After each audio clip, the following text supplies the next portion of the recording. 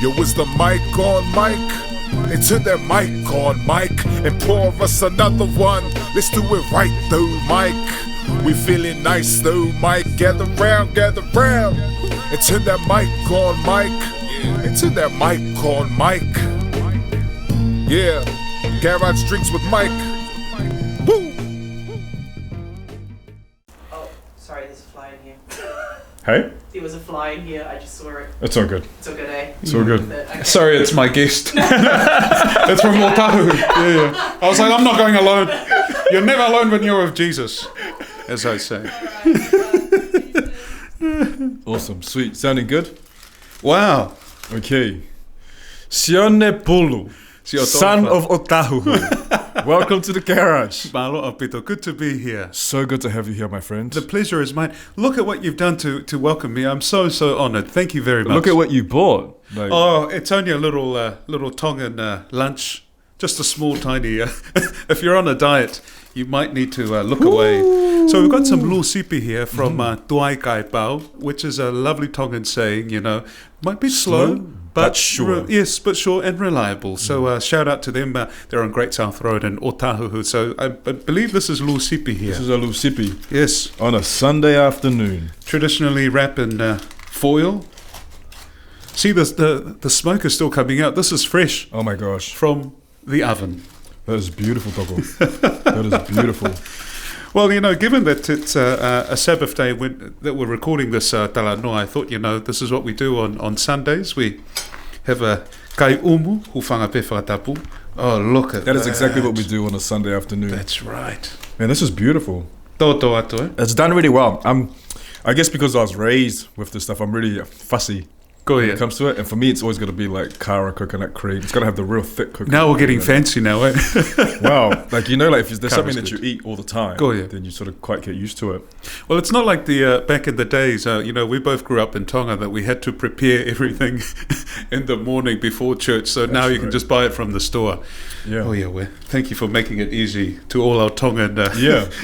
restaurants. How much is one of these? Bangatahaua, $12. Okay. That's right. Yeah, no, it's pretty good. And you're supporting a local business as well. So, yeah, and Tongan and Yeah. in Otahu. 100%. So thank you for giving back to our local economy. Thank you for giving back to our local economy, and thank you for bringing the food. No matter where you are in the world, food will always take you back home. That's right. Yeah, and it's awesome that we are able to have these luxuries of having lu growing here in Aotearoa as well as the sipi as well. You can't indulge in this too much. Not I too must much. add. Yeah. By proportion. Iyo, Alpito. That's why I'm breathing in as I'm talking to you. Duro. Okay, here we go. I don't even bless my food. Sai pego lotu pegeta. Oh, say. Kaua pe. And you bought some keke as well. Keke isite there. I hear that they've tried to reduce the amount of, you know, all the naughty stuff that's in keke isite or pani keke. I'm sorry, I'm talking with my It's okay. mouthful, but another Tongan delicacy as well, you know. Given that you know you've obviously dressed this wonderful studio of yours with our Tongan flag, so Thank you. yeah, Well, normally I've always got like a Tongan one on this side for me, go here. depending on where my lovely guest is Really? from. Yeah, that Wow. flag will always change. How about that? Yeah. Well, like, obviously we're in a garage. Go ahead. And I needed some color. Go ahead. Like after looking at it, like the first few episodes, and I'm always about trying to constantly improve it. And Go I was ahead. like, how can we add some color to it? And then Go I was ahead. like, add the flags. And like originally I wasn't for the idea Go here. because I thought that it might minimize Yes. like the You don't want to segregate. And, no, I don't, and I don't want to like people just to see it and be like, oh, it's just a Tongan podcast, Go yeah. or it's just a Pacific Island podcast. Go here. But I like the color, Go I like yeah. the flags, Go yeah. and more I've had South African flags up there. And Really? there'll be more and more different flags going up there. What if you have someone who has two ethnicities? Because I'm also I have Hawaiian. had that. No, this one's. I'm also Tahitian. No. Sorry, next time I'll Yeah. ask you which flag you want. I should have I'm bought also- the French Polynesia flag. Oui. Merci. Maururu, as we say in Tahiti. I'm offended. No. What about the Otahu flag? You know. Yeah. The Otahisian. But actually, sorry, I have had I've had two. I have Really? had someone that requested two flags.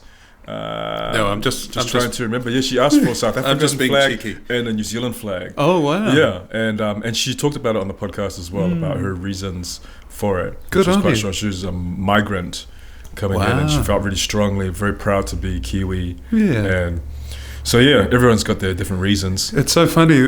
One of the main reasons, as we both know, with the Mate Mātonga movement here in Aotearoa, what a wonderful display of pride in one's culture, you know, with Tongans in Otahuhu. Basically, you saw the impact on Mount Smart Stadium, Aina Koi o Nehunga. Otahuhu was jam-packed, our main little town centre, and it's just become a hub for Tongans, especially when there is a game, you know, whether it's a ikaretahi game or a league game, they know where to go and toot. And I must say, please, ho'eki mo kāinga, please stop tooting after 8 p.m. Okay. Ki longo hata, mate. We can hear it from our house.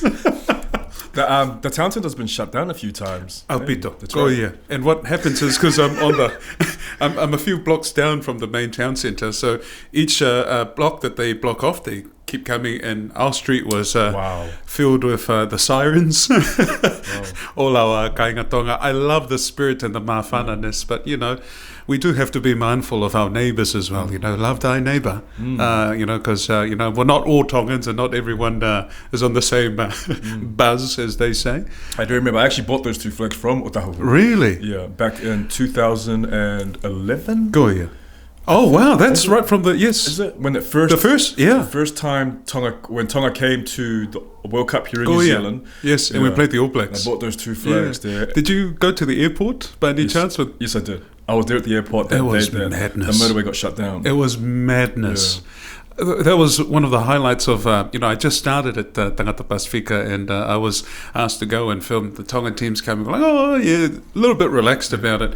Oh, my goodness Yeah. me. No one was prepared for Yeah. the number of people that were there. And I hear that the airport had to just allow people to leave and not pay for the parking at the airport. Right. Only because they were worried about the, you know, the cars lining up and slowing things down. You know, you can imagine people would have missed their flights and a huge. Well, it was delay. like nothing I'd ever seen before. Same here. And it's like nothing that ever happened, even in Tonga. Go, yeah. Growing up, it was never like that. It was here in New Zealand, and I love the pride, you know. And I'm sure this was like in the afternoon, so people would have left their work, school to come to the airport to get nau tari e timi, eh? took the day off work. I love it. I love it. And you had to fight your way through that crowd.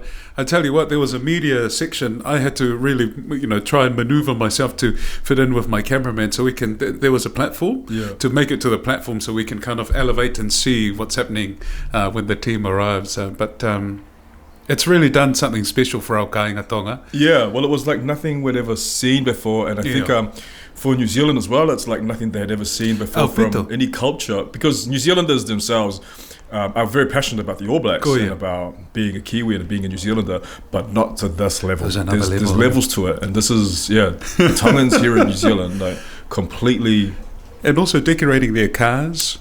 Apart from themselves, I had flags tied onto the front of my bonnet. I had flags on the side of my wing mirrors. I had flags across the windows as well. I tell you, I saw someone's fishing boat. They dragged it through the town centre and all covered in the flags and that. So we take it to another level. Houses painted in red. Houses painted. Like Resine, the paint company, actually donated paint to a house in North Shore so they can paint it in the Tongan colours. So, serious? Yeah. Wow. That's, you know, that's what you call, you live and breathe your culture and mate mātonga. Yeah. What I like about it, though, like even though mate mātonga means to die for Tonga, right, which is quite a staunch, passionate phrase itself. We're lovely people, by the way. No, but when it comes time to like celebrating it, it literally is 150% support for the Tongan team, and it doesn't matter like where they come. This might be the only group of supporters in the world that don't like throw a riot if their team loses. You know what I mean? Like I know a lot of English fans, soccer fans, get real they get real staunch and real Yeah. behind their teams and stuff. But if their teams should like lose or anything, man, there could be It's a war massive zone. riots that happen. Go ya. But not so much with the Tongan fans. I'm so thankful how our people are handling themselves, because it's been an up and down journey for our Tongan league team as well as our Ikaretahi team as well. And I'd just like to say a big thank you, for maintaining that mawhana, but also, keeping it at a level. There are the odd, bunch who, do tend to go a little bit further than they should. But I think I honour our Tongans who respectfully follow the rules as well as we. Well, they know as well that like.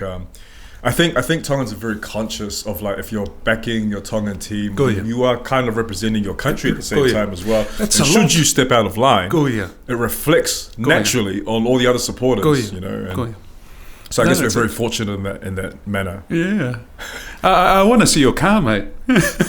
when you covered it with the Tongan flag. Yeah. I had like a Tongan flag that I had taped onto the bonnet. Wow. I still am. I had a flag like flying out the front of my house. I always will be. Yeah. I always will be 150% behind my country. You know what? It was awesome that it brought out the Tonganness inside, the Tongans that were living abroad. We saw people in different parts of the world, in Europe as far as the Middle East. There were Tongans who came out to show how much they care and love about being a Tongan by holding the flag. So it was really nice that, sport really unites people, but also it can divide. Okay. But I love the fact that, it did this, special thing that it really allowed Tongans to showcase how proud they were. Yeah. Do you know, because I came over We're going to here... have a drink now. Yes, of course. Of course. Thank you so much for this. Wow. No worries. I want to know if you know what it is that you're sipping on. You know what? I'm a cab sav. You're a cab sav person. Wow. Whoa! What is that? Whoa! What is That's that? amazing. What is that? Yeah, I know. I'm just going to make a guess. Is that a Pinot Noir or something? No. Wow. But great guess. Well, just describe to me like what it sort of tastes like. It's sweet as it's not as dark as cab sav, because I love the full-bodied. There's a little bit of a spice with the cab sav. These are things that I've Googled before I came. Just to sound amazingly intelligent, that I know my vinos. But I love the fact that you've put me on the spot there to make me look like a rude dude. No, what you were sipping on, right, is actually produced by Snoop Dogg. No way. For real. What? So, and let me just be clear with everyone. Like this isn't. This wine is available at Pack and Save. It's available at your local supermarket. Please tell me this is really good. This is the. I can think feel it's the spice. 2019 red blend. But the thing about it, it's made from Australian grapes. Wow. It's a blend of, I think it's predominantly Australian wine, yes. But it's been aged in rum barrels. Which Really? gives it that slight sort of Yes, you can sweetness taste. to it. Yes, yep. But man, yeah, it's one of the better wines I've tried. This is really, really nice. Yeah. You've impressed me. We're going to be here for a few hours. Should I book my Uber now? Or? Wow. Feel free. And you also even allowed it to breathe in your decanter. Yeah, well, the I love decanter is my wife's idea. I love it. I'll tell you a funny story. So when we were setting up the podcast, Yes. right, so we knew obviously that we needed like a couple of chairs and a table. Right. Okay. So we went to, there's an op shop in Manurewa. Yes. I can't remember what it's called. Great Southern Traders, I think it is. I'm going there after this. I need another one. I had one in it. We got the table and we got the chairs. Okay, Good. and I did a few trials beforehand. But while we were paying for it, Good. right, I saw this like what I thought was a decanter on the shelf, Good. $5. Good. And I was like, honey, it's a decanter. We got to get it. And she was like, that is not a decanter. And I was like, that's a decanter. We get that. We put the red wine in it. Like it looks flash. Yes. Okay, get it. Anyway, we got it. We put it on, and then we were doing it, and then. One day, she just looked at it and she was like, do you know what I think that really is? And I was like, what is it? She was like, that's a vase for flowers. Yeah. I was like, seriously? She was like, yeah, I think it is. It's a vase for flowers. We need to get a proper decanter. So we got one so it turned out it was actually a vase. Funny. But Great Southern Traders, man, they supplied, I got the table from there. I just Love drilled a this couple of holes in. Yes. Put the stands in. Fancy. The chairs, unfortunately, squeaked too much. Really? My first few trials, I could hear that there was a squeak in there. It might squeak a bit more after I finish this loop. No, but these chairs are really good. Yeah. But yeah, decanter always helps. It Yes. helps like sort of let the wine breathe a little bit. Yes. Sometimes it's good for red wine. Yes. It just opens up the flavors a bit more, if you will. You know, if you're into that sort of thing. You Googled that, didn't you? No, I didn't. This is No, what I like about you, you're also a wine man as well, so this is really nice. I obviously need to do more homework, but you know, after your first glass, all the wines, they all taste the same. after probably it's probably true. It's probably true. Often when I give someone like a really good bottle of wine, I often tell them this is not the wine that you have at like 3 a.m. in the morning. Oh, yeah. This is the wine that you have like at the beginning of the night. Yes, but red is good for your heart, I hear. Yes, I believe so. In proportion. Yes, in proportion. But I love it because all the stuff that you can match it with, like I like the meats that you can have with red wine. Just another thing I Googled as well. No, it's very true. So it's it very true, matches yeah. and it just you know, you can have it with your cheese and crackers, but also you can have it with like a steak or. So I don't know if I've ever had like red wine and lucipi together. No, I think we're starting something Probably new. Here's to you, Snoop Dogg. Yeah. It's beautiful wine. Tama Eh? tonga, eh? Tama me home, mama. Tama nai hola North America. I love it. The Lu is really good. I wish I could say that I made it, but once again, thank you to the Tuai Kai Pau. My goodness, that wine is amazing. It's powerful and it's smooth. I'm going to take your recommendation. Absolutely smooth. Oh, 19 Crimes. That's the name of the label. So he helps 19 produce it. Crimes. The grapes and stuff, it's all made in Australia. that's amazing. Yeah, but it's a wine that actually... There we go. Is that what it looks like? Yeah. Oh. 19 Crimes. So it's famous for always having like a ex-convict or something on the front label. They have like different convicts and stuff. But because I'm always fussy and I'm always looking for like hunting a bargain and stuff, this one to me is like really good for its price. Wow. And yeah, but I believe that he's actually on the cover of one of his wines, but those particular red wines are only for like Californian reds. Wow. Yeah. I love it. Australian wine's so good. They're amazing. I love my eh? Penfolds. Pepper Jack is another favourite. Yeah, all the different... Good. yeah. Also Google that before I came here. Is that what you normally choose? Like if you're at a Yes. supermarket, Pepper Jacks? Yeah. And you know, sometimes you know the saying, you know, you obviously pay for what you get kind of thing. You know, sometimes it is worth just paying a little extra for something nice. And you know, after work on Friday, this is kind of like a quiet time kind of thing, relaxing, or done something that's been a rough week or something like that. That's when I have a little sip, small, tiny teaspoon. Toku holoi. Teaspoon with lucipi. What a combo. What a combo. Yeah, pretty good.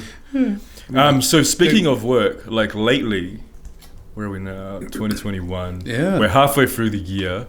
Like how Already? busy? Yeah, I know it goes so fast, man. It goes so fast. Like how busy are you with what you do at the moment? Absolutely thankful that I'm able to continue working and doing the job that I love. You know, and koku talanoa mo oni pe mo koe. I'm so blessed and grateful to the man above for you know, for this privilege to work and represent my beautiful community on Tagata Pasifika on television as well as the radio. How many Radio years now? 551. Taone taha. So 11 years now since I've been doing this work that I see it's more just service. You know, it's our duty and it's my way of you know, helping not only highlight some of the issues that concern our people. You know, we're talking about homelessness. You know, people that are struggling to get by with their pay and things like that. But also at the same time, I feel and I'm very proud of the work that we're doing to help preserve our traditional koloa, koe taulea whakatonga, you know, as well as our whaiva and things like that. So it's just my little way of contributing to, you know, going forward with our culture, because we've all left our beautiful homes to come and call this beautiful place Aotearoa our home as well. And some of the times, I guess some people, they tend to take on a different language and, you know, adopt new ways that we kind of lose, you know, our Pacificness. And I believe that the stories that we get to do and the people that we get to interview, they share their stories, and it's inspiration for our community. So It really is. yeah, It really it's is. awesome to be part of something special like that. And given the, you know, the climate of fake news and things like that, I think we need something that our people can, you know, rely on, especially, you know, with all this talk of the COVID and things like that that's happening. You know, it's really sad that there are people who also don't believe and, you know, say, I obviously obviously, a big supporter of this vaccine rollout that's happening here in Aotearoa, because I've had my own relatives who have been through it as well. Have had COVID.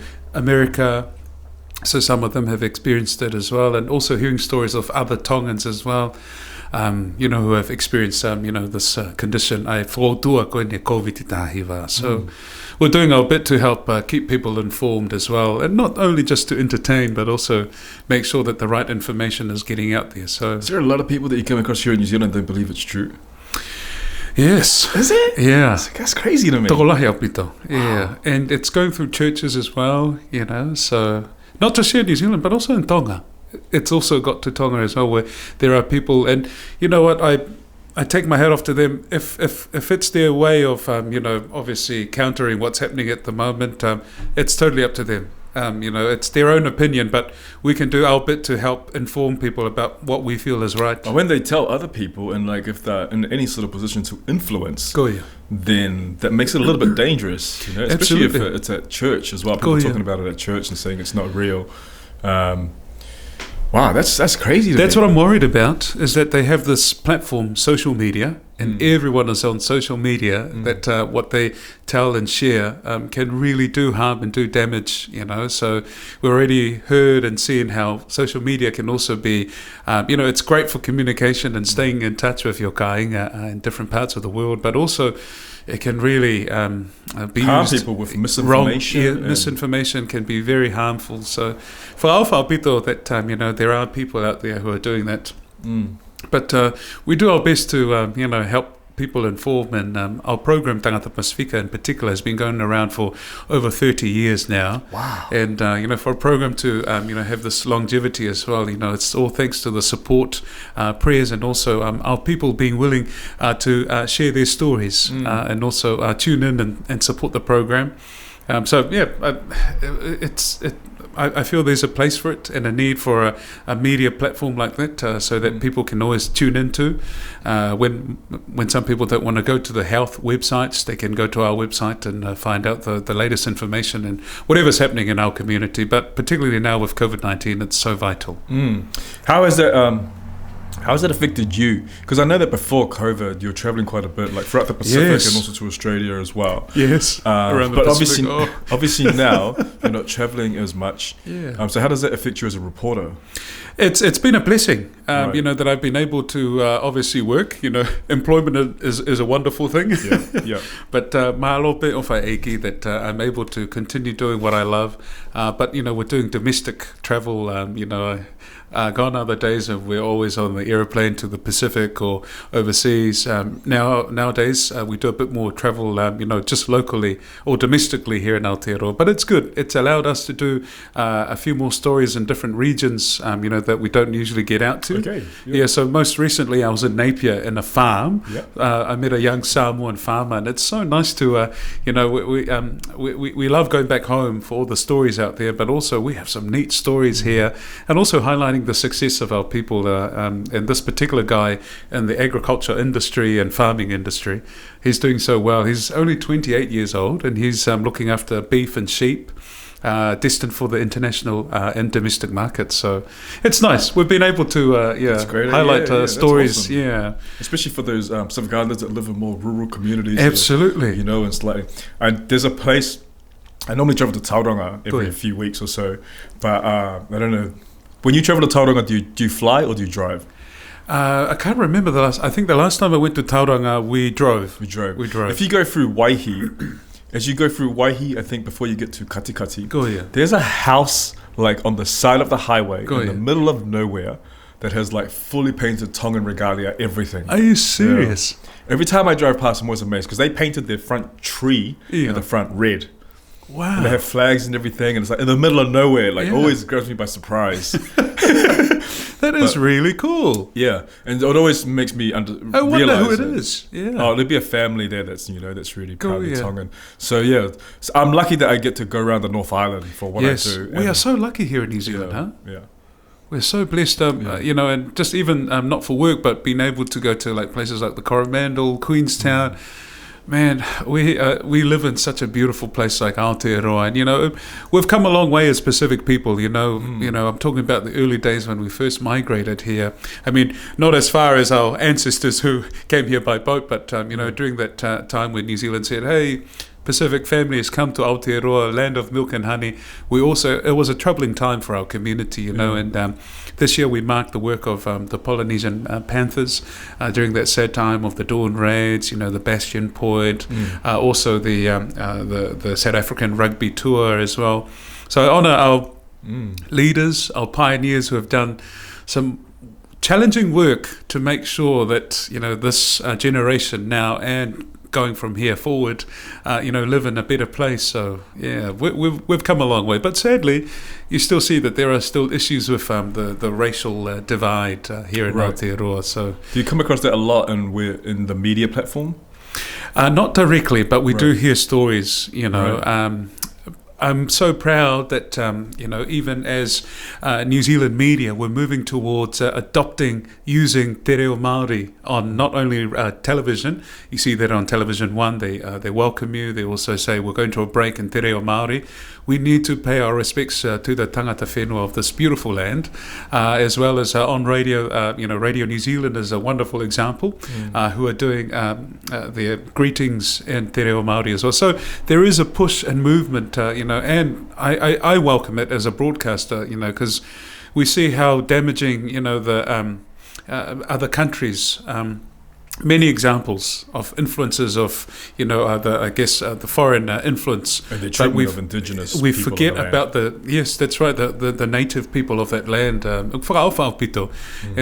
we're very lucky in Tonga that we haven't been colonized. That's one thing we're proud of, and we still have a monarchy that's thriving and still part of our culture and identity, even up to 2021. So yeah, there are common battles like that with the divide. So very sad. Yeah, but yeah, I guess like in today's day and age, it's pretty lucky that we can come to a country that's got a strong leader as well. And Jacinda's quite a strong leader, amazing leader at the moment. Absolutely. I guess, man, I'm going to have a break. Go for just keep. But I think sometimes I think man, for Jacinda to do what she does, she must come across like, obviously she has supporters and also people that don't support her on both sides of the fence, but you got to keep that balance. I don't think a lot of people envy her job. It's one tough She job. has to make some tough decisions, and with the work that we get to do, being able to sit down and have a talanoa with the Prime Minister, and I just said to her, how do you make these decisions? Because I wouldn't be able to sleep, knowing that whatever decisions she makes will impact not one person but a lot of people. We are part of the team of 5 million people here in Aotearoa. So, and she said, whatever decision I make, it's not because it's something I want anything bad to happen to our people. It's because she wants something good for our community. So when you get to hear that from leaders as well, then they have good intentions. And my goodness, I would rather be in New Zealand than anywhere else in the world right now, because I'm so proud of the way we've handled the COVID war, or the fight against COVID-19, and we have had our ups and downs, with messaging and things like that, and it's all teething issues as we continue to. Well, no one's ever gone through this before, so. That's right. It's a whole new, thing that we're experiencing at the moment, and. But then on the other side, there's people that exist to go against any decision. It doesn't matter what she says. She can make any. You can't please everyone, but it doesn't matter what decision she makes. There's people on the other side ready to shoot it down, and. I find it ironic, and because I know that if they were, because they shoot it down, but if she was to decide what they wanted, they'd find holes in that. They'll always find holes in something. So even in the media industry, you can't please everyone. So you'll put up a story, someone will not be happy with it. This is just from my experience of my work, but in life, you just can't please everyone with the decisions you make. But I wouldn't want to be in her shoes, Jacinda's position, because that's a lot of decision making to do, and it's one that really impacts people's lives. I I used to have a certain radio station I used to listen to sometimes in the morning. Go ahead. I stopped listening to it because I just thought, man, this guy, man, like, isn't it? It must be tiring. Ain't he tired? Like, every morning is like, it wasn't. I guess after COVID-19, we all realized the importance of positive energy. And the importance of, like, you know, having a positive community and giving out a positive message, right? But then I realized that what I was listening to every morning was not positive. It was someone that was like always venting or like finding holes in what the government was doing and the decisions. I think I know who you're talking about and the particular station. I was just like, man, come on, man. Ain't you tired? Like, sometimes it is good to hear what criticisms. What the other constructive. If it's constructive, and then it makes you think, oh, actually, that is true. There is something that we need to improve on. But if they're constantly, if it's repetitive and it's nonstop, and it's just not helping, move forward the situation, then I think that's when you can say, I think I might change the. I got better things to do with my time. I got better things to do with my energy. It's sad, because they have people that also feel the same way as well. So that's the thing. They have a whole audience who also think the same way as well. But we can only do what we can, to help maybe perhaps educate them more about what we're doing, because there's always pushback with Te Reo Māori and also Pacific. Some people don't like that. Yeah, why do you think that is? I think there's a bit of threat, or they're afraid of this beautiful multicultural world that we want it to be. That's just my personal opinion, but I think they're just so used to the way it is their way that they wouldn't welcome any other way, and because they feel that's their way and it should be everyone's way.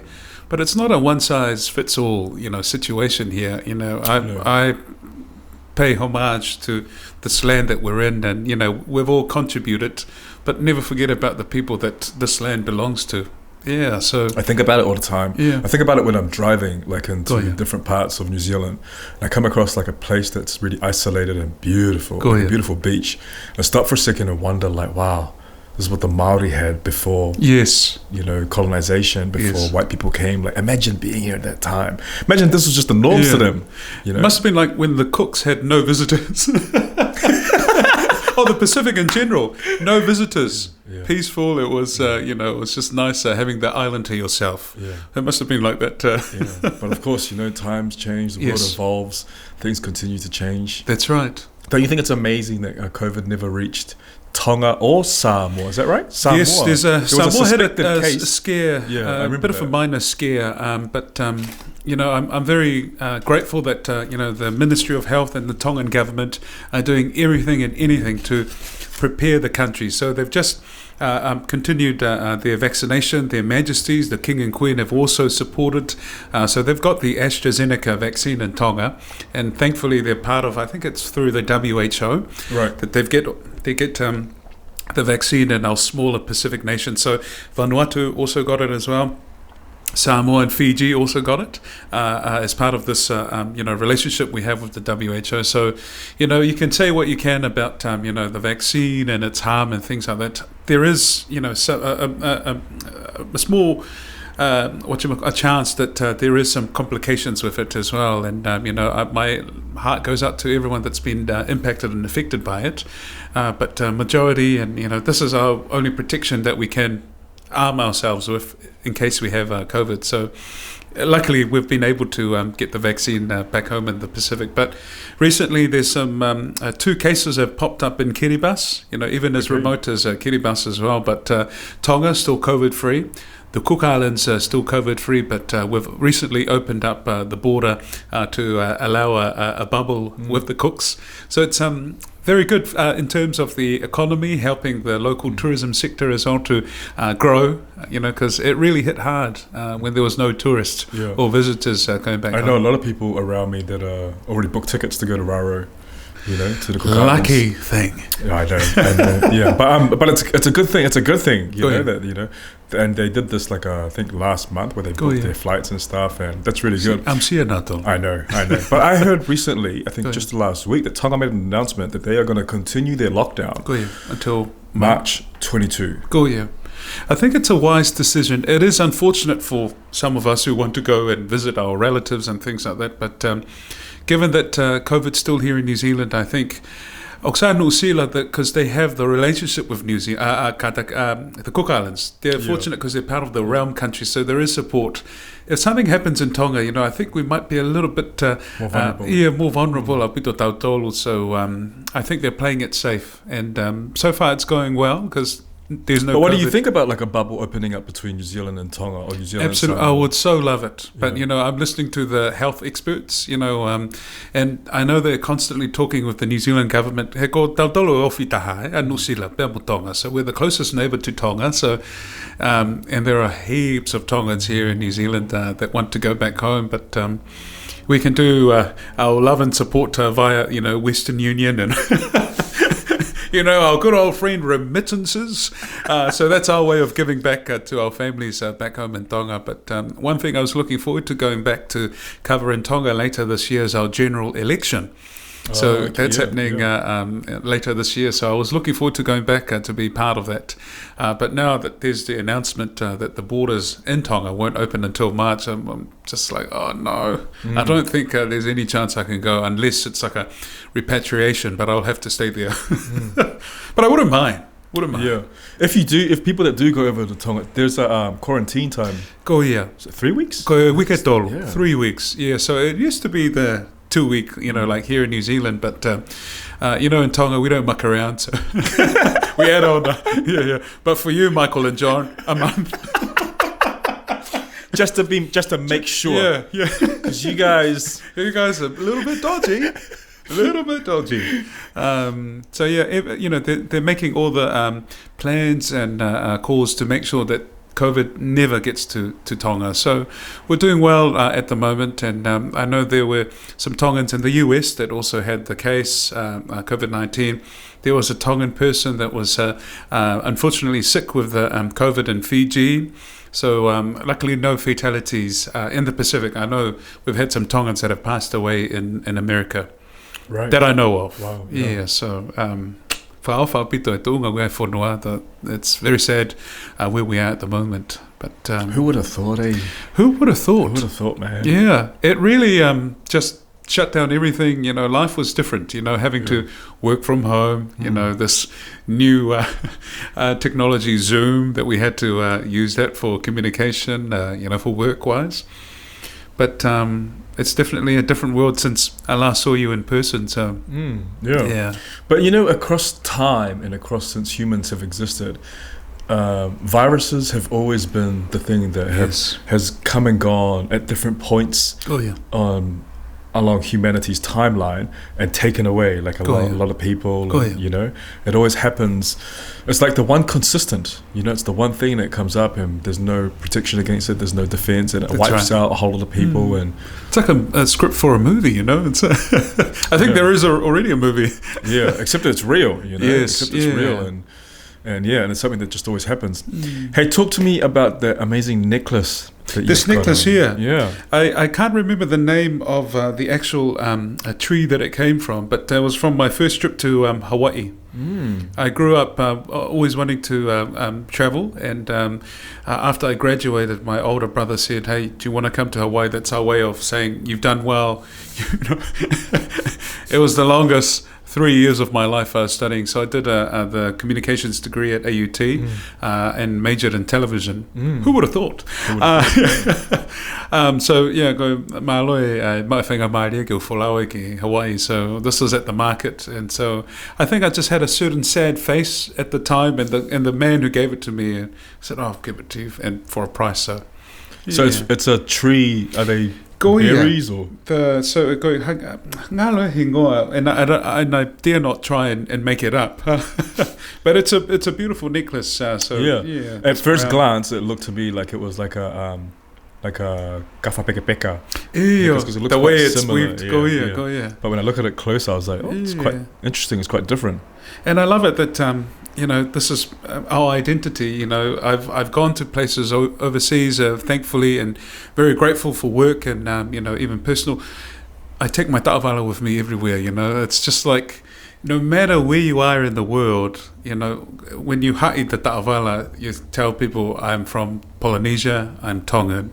And I love that, seeing our people thrive in different communities. There are heaps of Tongans in Europe and Asia, everywhere. And, I just love seeing people embrace their Tonganness. Sometimes not just their skin colour, but the fact that they're wearing their cultural specifically the ta'awala for the male. When you wear the mat around your waist and you're tying it, they say, hangaku te ha'ia whonua, you're tying your Tonganness to you. So that's one way to identify our people. That's a great way of thinking. And everyone's doing the same. No ha'ia, they take their culture. You also have the ulafala with the Samoan culture. I think it's called the salu salu for the Fijians. The Tokelauans. They all have the Tokelauan. They have the bar.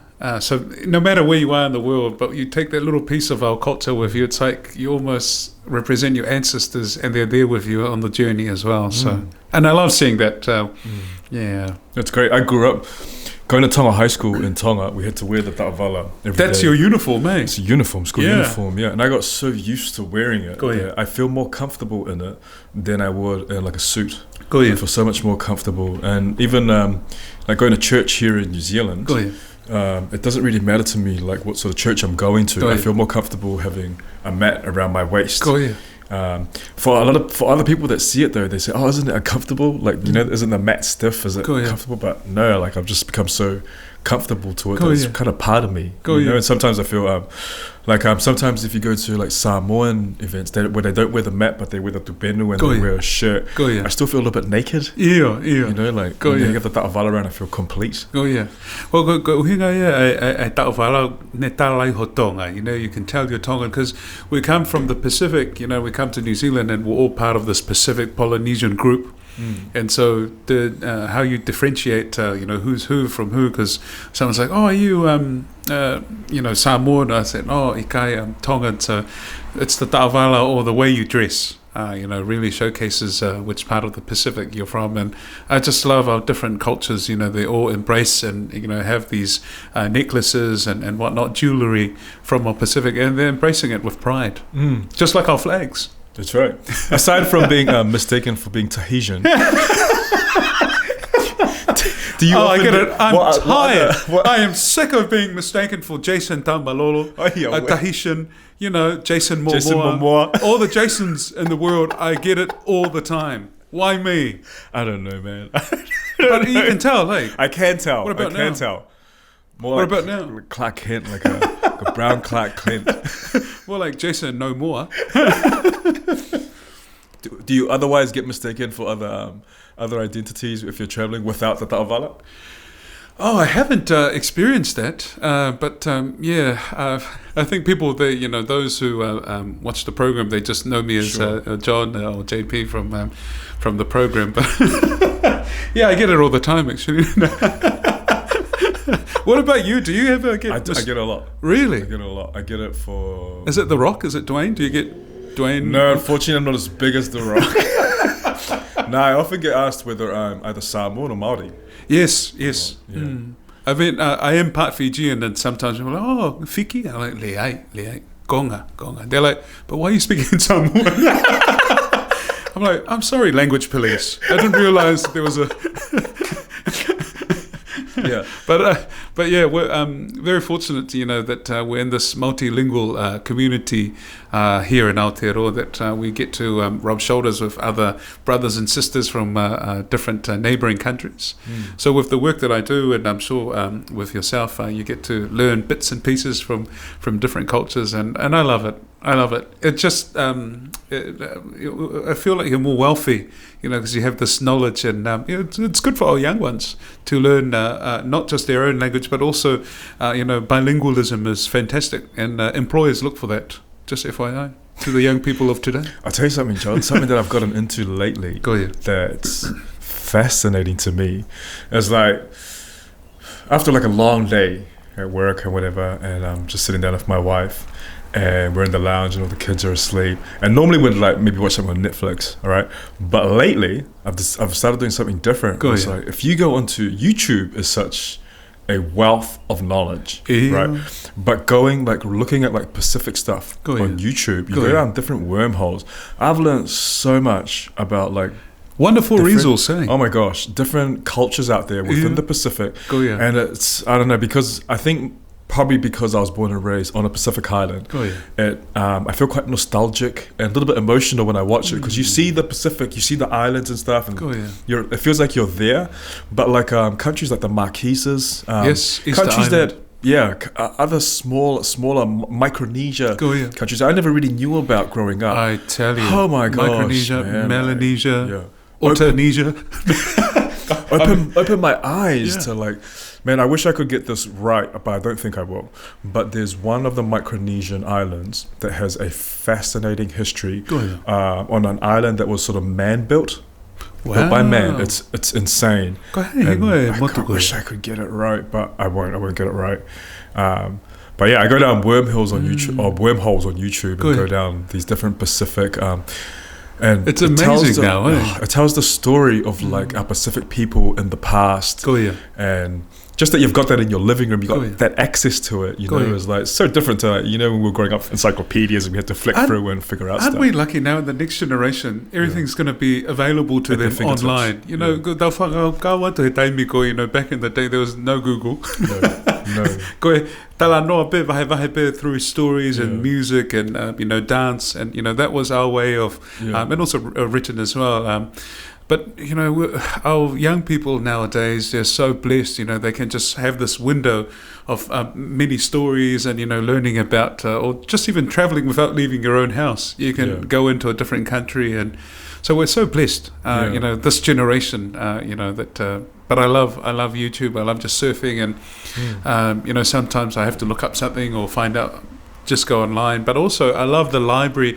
I call it the library, but there's Pasifika. And one thing that suits my soul, it's one of your I love biggest passions, isn't it? Traditional music, hiva reo, a cappella, as well as hiva ta mea rea papa. So all our string instruments. So for me, sometimes if I'm traveling somewhere, that just really relaxes me. And I highly recommend, whatever music you're into, whether it's gospel, reggae, or hip hop, music can have that influence, to really calm the soul. And I just love listening to the old classics. We have one of the most talented composers in the Pacific, Her Majesty, the late Queen Sailote. And other Tongans as well, Tui Malakaho, just to name a few, Joe Tui Latai Mataele. They are just pioneers, and I can hear the hint of the Western influences as well in some of their compositions as well. Because there wasn't really this 4-part harmony. You listen to the Laka Laka. Kamataya for here, and then it changes to another beat, and then it slows down, and then it changes to tempo all the time. Goya. So traditionally that was the way, but it is so beautiful how our music, even that's a journey on its own. With the influence of westernized Tonga, America, they're adding hip hop. Here in Aotearoa we have reggae. So we've come. How did you get into that? To music? Yeah, into those cultural icons. How did you get into? I'm an old soul. I believe I was meant to be a. I think so. Yeah. I love something about traditional music that just resonates. Did your mum or your dad play it around the house? Absolutely, all the time? Right. Absolutely, and that helped as well. And I grew up in Tonga. The radio was always on in the kitchen while we're all outside, while everyone was working, and I was inside. Could you work it's quietly? All coming out now. Could you work quietly? I'm trying to listen to the radio. No. Oh my gosh. No, but radio played an integral role in my upbringing because it was always on. And my mother's side of the family from Kolomotua, a lot of our relatives worked in the media, A3Z or the Tonga Broadcasting Commission. So the radio was always on at home. So I think growing up around that, I attend the Tongan church as well, going ngahi himi, I'm a Wesleyana, Methodist Wesleyan. And so surrounding myself in that, with the culture and that just helped influence, that's why I have a love for history and, and culture because of that as well. So, yeah. When you grew up in Tonga, in Kolomotua, how long were you in Tonga for before you came over to New Zealand? I think I was about 8 until I grew up until Gastolo. Oh yeah. Yeah. Which primary school? GPS Longolongo. GPS Longolongo, and then I went to Tonga Side School as well, and then the rest high school was here at the most wonderful, prestigious school, Otahuhu College. Let's go. Great place. So things happen in life which have influenced me, and during my time when I came here, it was a little bit of a challenging time for me to adopt this new land, lefa palangi every day. We spoke English at home in Tonga, but it wasn't, all the time. We had relatives who came to New Zealand and abroad to study, and they came home, and, so we always got some nice things when they came back to Tonga. But when you came over originally, did your whole family move together, or were you sent over? That's right. So my father came first. He came to build a church on Whawona Road, Tunga Papai, the Wesleyan Church. So your father helped build that? Tufunga. So we followed my dad, and then we came here. That's a very impressive church. Oh, it's so the shape of it, Uhangeha Whare Tonga. The way it's shaped, and then the inside is like Sayone, which is our main church in Tonga. Yeah, so he was blessed to be given the honor of helping build that, and he had a great team, and a lot of them were family as well. He was the lead builder on that. Oh my gosh, John! I never knew this. So Dad was the reason why we came to New Zealand, because of his work. So like every family, you follow where where your father goes or your mum goes for work. So we stayed in Mangere, and I'm a too proud otahuhu that I don't tell people.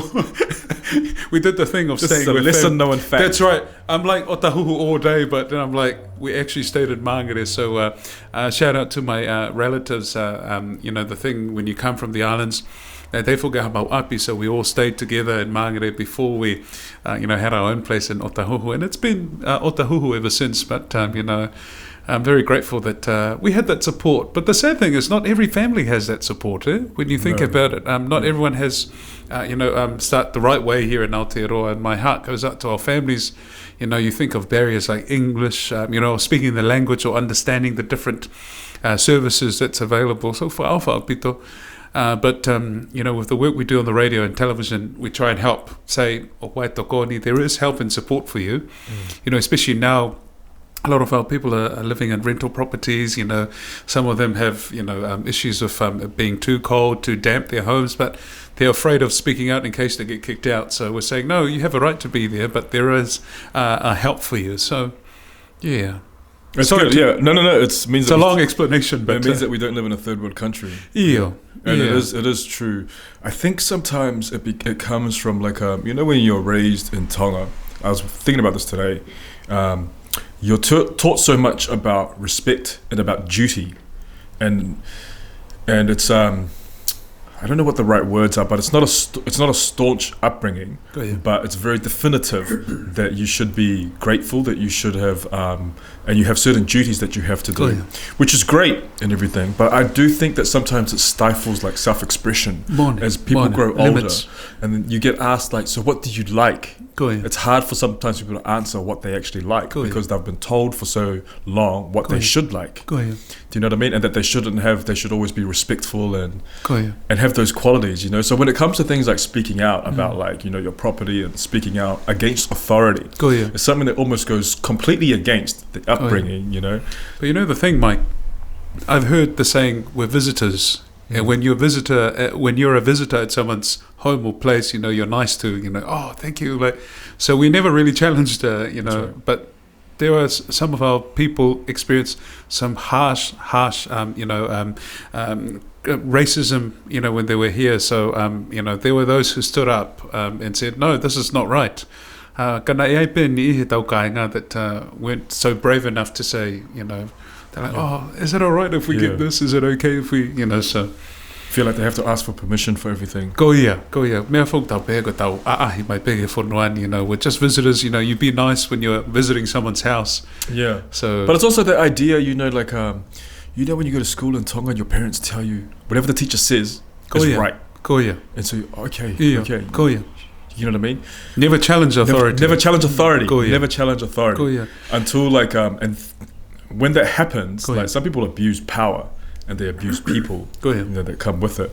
But here in New Zealand, obviously, this is one of the biggest culture clashes, I guess, in coming to a Western country, is that you learn to like figure out what's right and what's wrong for yourself, what your rights are, and what you deserve, and that you expect a certain standard.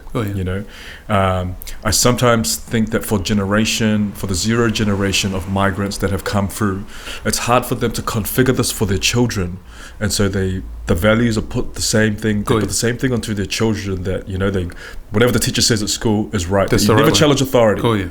And it's, you should challenge authority. You should stand up for a certain level. If you feel it's right. If you feel it's right. And you should always stand up for things that you don't feel are just, and speak out against things that are unjust. It's up to our conscience. If you know that's the wrong thing to do, then you speak out. He wai pe whoke tau, the 4 pillars of our Tonganness, whae ka whi ko la whakapa-apa, humility is part of it as well, Pea ko tau tupuhaka, in our Tongan households, whakapa-apa ki ho ta mai mo whae, ko mea he wholofola. It's in the Bible and things like that, but respect. Ko awhaka taimi, sometimes, what if they're not respecting in reverse, so that's when alpe taime hake kātaki, you can't handle it anymore, then that's when it explodes. And then it goes into retaliation, rebellion, and it gets nasty. But I think, and I so support what you're saying about, stand up if you feel that, that's not the right thing. And I love seeing that, some of our young people as well, especially around race as well. And also the system, that we have here in Aotearoa, it's, as I mentioned earlier, it's not a one-size-fits-all. It doesn't work for everyone. And we see the harm that happens because of the system. So one-sided. There's no room for allowing some of our Tongan values and culture to be adopted by these systemic powers. E palopare malahi au pito, if nothing's being done. So I appreciate the fact that the government and different ministries are adopting our values, and they're having our own people leading.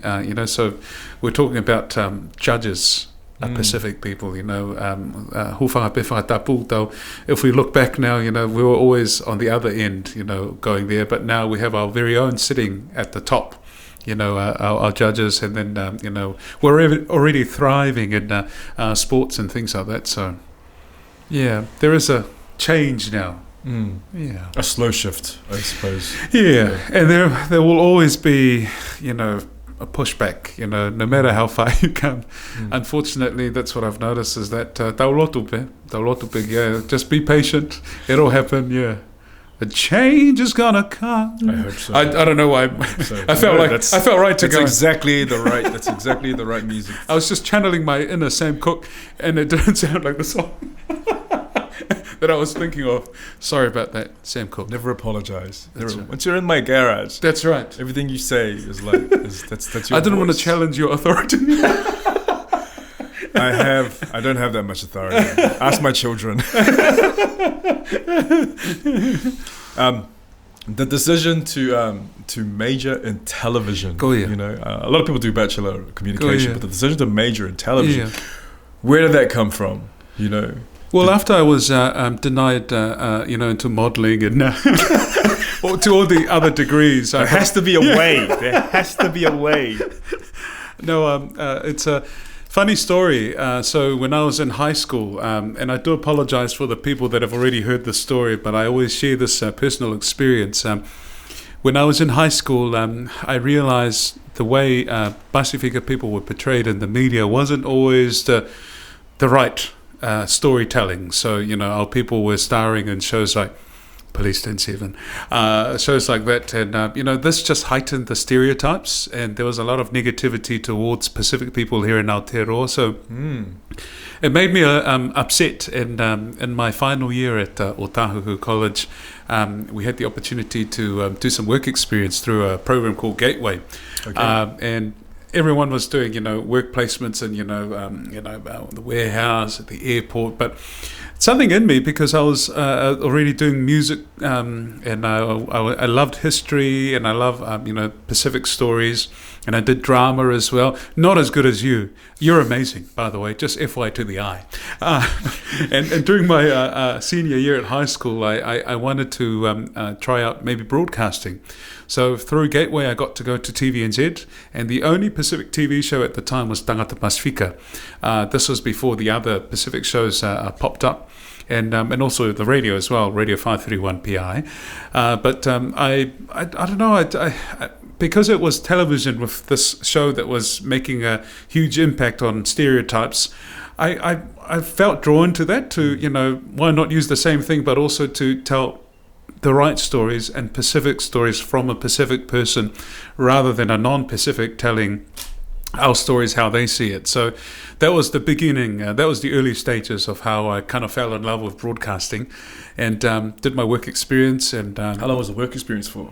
Mate, it was, I think we spent a couple of weeks with them. So they actually got us to go in front of the camera, learn how to script, did the voiceover. So it was really, really awesome experience. And nowadays I still invite schools, from my area, South Auckland, if they want to come to TVNZ, because that was my pathway.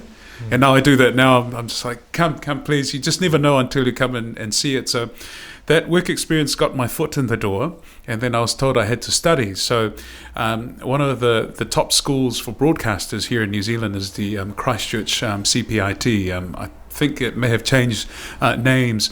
So I did the whole audition, had to read a news script and things like that. You have to audition to get into the school? Yeah, okay. That's right. So I put on my best newsreader voice, did that, and applied, waited for it, and I didn't get in. So and it was meant to be that way, because it made me hungrier and made me work harder, because I was like, no, I really want to become a journalist. That was the end goal, and broadcaster. And so, how many people did they take? Oh, goodness me, I can't remember, but how many. But I remember that day, and I was very upset. Right. I was so heartbroken that it felt like this was my dream job, and they just said no. I think they said something like, you were too amazing for us, that no, we can't handle your looks. We can't handle your greatness, John. But thank you for your audition.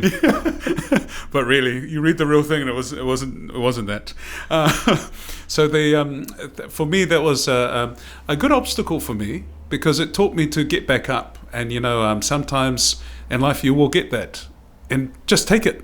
It's a good learning experience, because use it to motivate you, and that's exactly what it did. When I stopped getting emotional about it, I was like, I'm going to try again. So an opportunity opened up at AUT here in Auckland, and very blessed that I was able to get in, and did my 3 studies, and on the other end, I've been, living, this is my dream job, and it's been a blessing, an added bonus as well, to also do the radio on the side as well, because they said I've got a face for radio.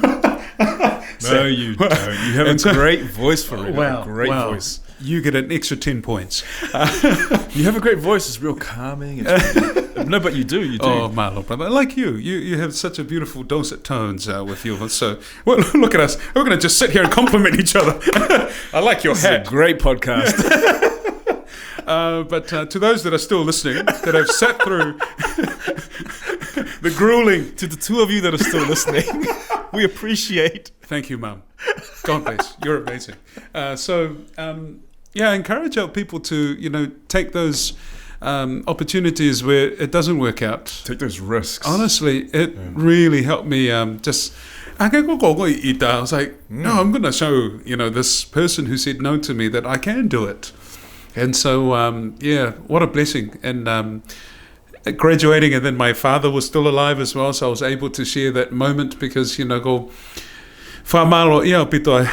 give thanks to my parents, for their sacrifice, their work, and also those before, our ancestors, who did a lot of work to lay the path for us, to get our whaenga, where when we moved to a place like New Zealand. So I was able to show, Dad, this is for you, that I was able to. And now my heart and mind and soul is on helping our Pacific kāinga, and using the media platform as well. So it should be used wisely, and also, it can help, bring the right information and help our community thrive. But also, people can abuse this opportunity with media and also misinform. How many siblings do you have? So, in my immediate family, I'm one of those pusiaki from my relatives. So, I have an older sister and 2 brothers. So, I'm the youngest.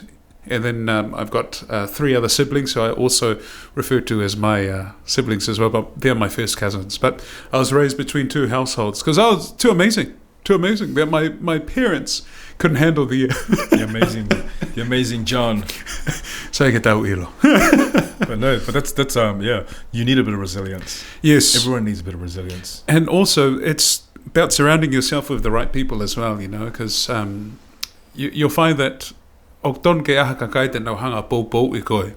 And not be a group of people that will just continuously tell you you're not going to do it or not support you. So, it's about making those wise decisions. And I was very blessed, and, I thank my Savior for, I guess, directing me in the right way, and having people surround me with wisdom. I must say, I definitely didn't always make the right decisions. Because none of us have. Yeah, none of us have. Many times. But if we're being honest, none of us really have. Oh yeah. Some people say they have, but I doubt. No, there are things that I don't want to talk about on the podcast. It's a family show. But o kau pea I hit the whakau in terms of our learning. It's all part of that as well, and building you as a broadcaster as well. So you learn your do's and don'ts, and I'm just really thankful that I had people to help me, guide me along the way. You've been with Tagata Pasifika for 11 years now, 11 which years. is pretty amazing. What are your sort of aspirations moving forward? Well, I've always wanted to do modelling, and bodybuilding.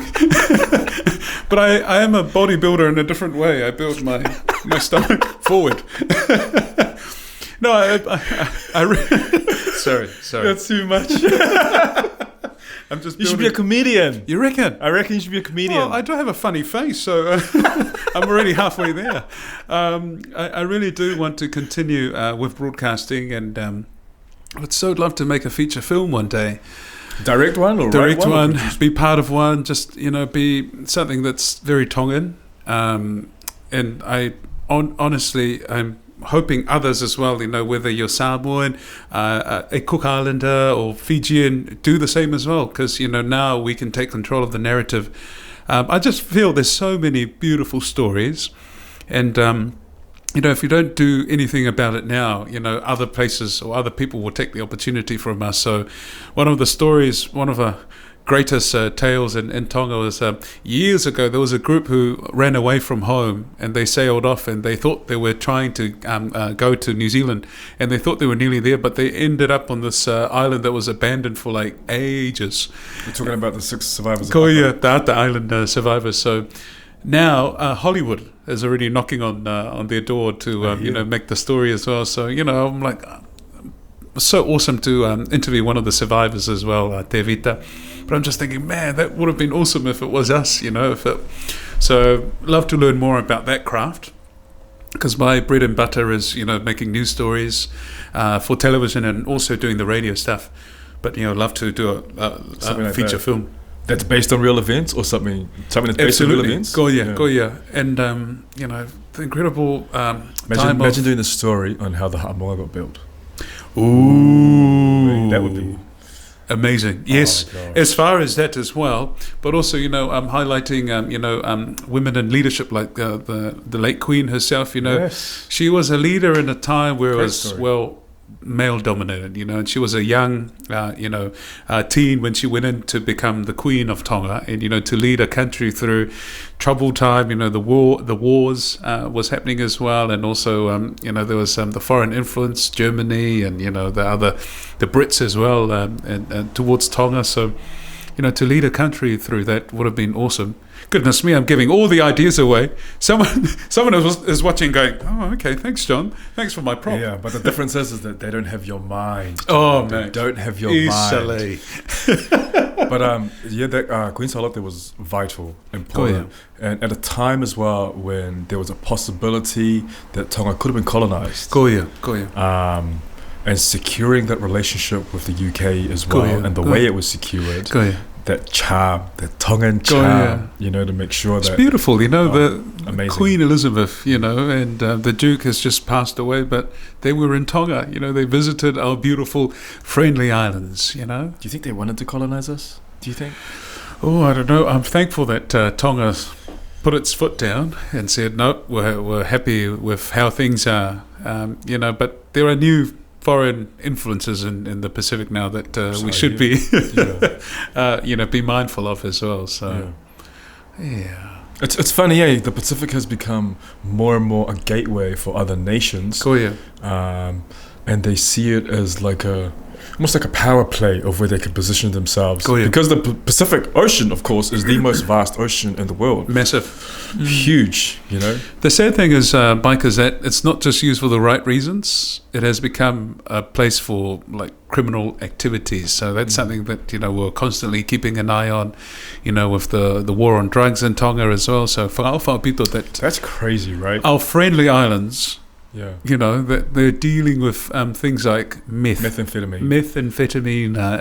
in Tonga, and we don't have the resources. If this continues this way, so we're thankful that Australia and the New Zealand government are assisting in terms of the work with the police force and other task forces to help. Obviously. When's the last time you were in Tonga? Just before last time lockdown? Was when the late Prime Minister Akilisi Pohiva passed away. So that was about 2 years ago, I believe. Yeah, so that was, I'm so grateful that I'm able to travel for work, but you're part of history, that you're there, we go there and relay the news and the story back to everyone else. But, being there and, I remember the late King Tupou V, King George V, when his body was being when they were carrying on the halatui from the palace grounds to Malaekula, the royal tombs. I was like, wow. It's epic. I froze. Yeah. You're there.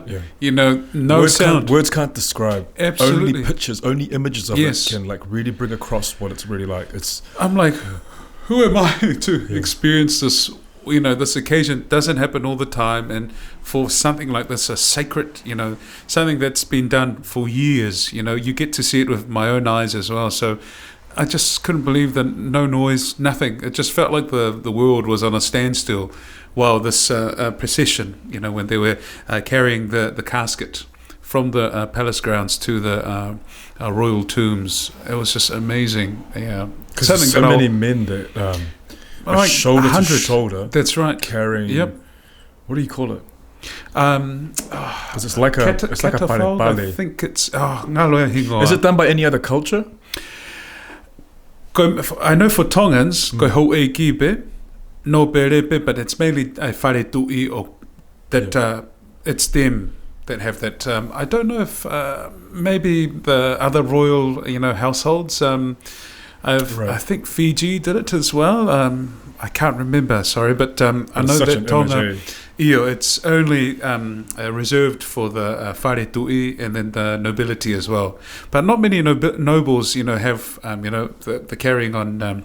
Ngalo no hingoa. It's kind of like a human hearse, yeah, that's right. That's exactly what it is. But it's a fancy word. Ko ngalo hingoa. Yeah, but you have almost probably over 100 men. Koia. Shoulder to shoulder. That's carrying. right. All in black, all in their tawanga'a and their mats. And even for them, I'm sure it's like, wow, I can't believe this is happening. So, so we get to experience that as well. The silence. Silence. Especially when you know the weight of what they're carrying. And you can see them coming, but it's just like nothing's moving, It's like everyone's all on the ground, showing their sign of respect for Apa as they make their way, this procession. So, yeah, And at the same time, we get to see the bad and the ugly as well. You get to see some really places that I get to go to for work. You get some people that come and get angry at you because they think you're filming them, but I wasn't. I think this particular person was intoxicated, so came up to me and wanted to have a fight because they thought we were filming them. So you get that, but also you're there when there's natural disasters. So I've been covering a few natural disasters.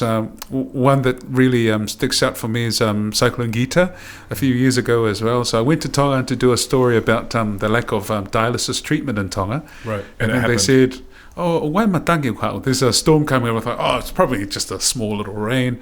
Next minute, it was one of the strongest. You were cyclones. there when it happened. We were there. So the night when it came around, it was a Sunday, I believe, and it started coming in the late afternoon. And so a lot of people, some of them, they took it seriously. They went home and prepared, and they aikapa on the window. Yeah. Well, Tonga's used to cyclones. Goya. Yeah. Some went swimming. You're and kidding. So we got shots of our youth. We went up with the cops. They were telling them to go home, and their Tongan way of telling them to go home. At the beach, or just at the front of at the wharf? Waffle. At the wharf. Waffle. Yeah. So it's like, some people they take it seriously. They go prepared. Some just still go and So we were there when that happened, but the aftermath of it was like, wow, never like the Parliament. So I got there a few days earlier and I got shots of the Parliament. This is the old Parliament in Loto Nukualofa. Yeah. There, got it on camera. After the cyclone, completely like a pancake. Nothing. Completely gone. Nothing. Everything that was in there, completely destroyed. Wow. So at the moment, this historic building, and I wish they did some work to reinforce the structure of the building. Good from the early days. Well, it survived all those other cyclones. Absolutely. But this one wasn't strong enough for Cyclone Gita. So were there any fatalities that cyclone? I think there was one. Yeah, but it was afterwards as well. And sadly, there was some issues around some homicides afterwards. I think it kind of made people a bit uneasy. I remember this. And one of the early cases that I heard about while we were there was it was a couple. Something happened. Asian couple. That too. This was a young couple. Something happened, and let's just say it wasn't. No, it wasn't pretty. Yeah, it was. Yeah, I remember. So there was a bit of anxiety as well. I was like, "Whoa, I can't believe this is happening in Tonga." This is happening here. So, yeah, my heart goes out to the family of the deceased and those who were impacted by that. And there's continuous work in Tonga to help rebuild. Mau Mau, or the homes that were damaged. The government's doing their best to make sure that they have a proper house. Yeah. When you were there at the time for Akiris Pohiva's funeral, had you heard much about the methamphetamine problems then? Yes. Yeah, already. Absolutely. Now, see, before palparema of drugs, but the meth was, I think, on a different level. So that just really, it was scary for Tonga, because not every... it still is. Yeah, it still is. And, not everyone is prepared, with the resources and, because they're trying to target the young ones as well. Right. To sell, and some of them are using it as well. And it's unbelievable, this place, you think it's peaceful, there's calm and quiet, but just behind closed doors, I'm just really hoping and praying that things get better for Tonga. And to those who are part of this, please stop now, because, if we're meant to go forward and thrive and keep Tonga the way it is, that we always remember it is, we have to do something about it now. Yeah, I haven't been back since 2006. Oh, wow. Yeah, so for a long time. So when I did start hearing about the problems and the issues with methamphetamine, it really shocked me. But I have, of course, a lot of classmates from Tonga High School that are still there, and they tell me that, it's real, the problem's rife, and it exists almost in every village, affects a lot of people, and it's almost like watching like another third world country going through their drug crisis. But Tonga has been kind of used as almost like a gateway, as a gateway island, sadly, into the Western world, hasn't it? The sad thing is, Tonga is like the head of the octopus. So they go there and then they distribute to the to the other countries as well. And, it's been reported on as well in the past of... I think it's just how easy it is to get through Tonga. Sadly, we've been told that there's not the many, I guess, reliable and honest workers, so it's the border workers, those who can prevent that from entering, they can get paid and it'll just come through. So, whaopapito that, we have that issue in Tonga. But here's hoping that we come through it. Absolutely. And I know that the government's doing their bit and, everyone's trying their best to, make sure that Tonga is, a better place and safer for the next generation as well. So this is, something that's been ongoing. It's been here long before COVID-19, so hopefully we'll come out of it as well. Mm. Yeah. In your day-to-day work now, is it challenging to come across these stories, especially like with drug use and stuff, amongst our Pacific Island community here in New Zealand? Do you come across much of it? Yeah, it is sad. And, some of the stories that we get to cover, some of them are very personal as well, because sometimes it's a bit hard to cover when it's your own community. Yeah. So the, drug abuse, family violence, And you almost probably feel like you have some sort of responsibility as well to protect a certain part of it from going too public. Cool, yeah. One story that in the beginning, when I first started, was I did a story on the Tongan church in Sydney that were in debt of millions of dollars. So it was around 21 million AUD, and it was about 27 New Zealand million dollars. Why were they in debt? They built a church. Right. And so Tānaka gave a loan, and then they wanted to add more staff. And, Right. and so it was a very sad story of, these people, they worked hard to put in everything into this church. And so I did the story, went to air. Even One News picked it up as well. They wanted to put it on the mainstream platform as well. So I went to speak at an event, and someone had challenged me and said, why did you put the story about that, you're embarrassing our community? I was like, oh, okay, this is interesting, which is good. There were people who cared. And I said, how else are we going to learn, about being better, with our money and things like that? Because they've lost the church, unfortunately. So I think they paid off the loan and that. But more whare it was just a very unfortunate event where there was promises and, saying that there's a church here, we'll give us your money, and and so a lot of people put a lot of their hard-earned dollar and money into that, and also their time, and it was very unfortunate. So yeah, that was one, and it was my own denomination as well. So Your own church. I had to interview people that I know as well about that as well. So You ever seen Vea and Jerry's For My Father's Kingdom? yes, beautiful story. That's amazing, right? Absolutely, it's things like that. You realize you can't stop people, from this is the way they were brought up. We have to give everything to, But you can have the ability of putting those stories up and letting them reflect on seeing it reflected back to themselves, like what it really looks like from the outside. Or not so much from the outside, but just a different point of view of it. Because for as far back as I have known, this is what Tongans do. And the church is a huge part of their life, and they give so much financially, everything. They give everything to the church. I have always had a problem with it because I've always thought that family comes first before things like that. But if you think about where they come from and those core beliefs, where those core beliefs come from as well, and how they were raised, then it's hard to blame them as well, because the people are not by any means stupid or anything, and I'm not trying to say that. I'm just saying that their heart and everything that they work for and everything that they believe in is in a religion that has always been their core center. And I think it's just knowing your priorities. And a little bit more harder for us here in New Zealand because we have a lot more bills and responsibilities here. So it is sad when you hear stories of people who just throw everything, and they miss out on their own homes, their children don't, etc. There's other issues that come with it when they put one thing over the other. But I think it's just prioritizing what you feel is important, and don't fall into that pressure of, you have to, John, put in $2 this week, it should be 200, So that's always the announcing the amounts. Announcing the amounts that each family contributes. And that makes people, I guess, more anxious, and they're like, oh, I should be putting in more. So, pito that and I thank our families who are hardworking families here in New Zealand who work multiple jobs to make sure that they put food on the table for their children, but also having the pressure of,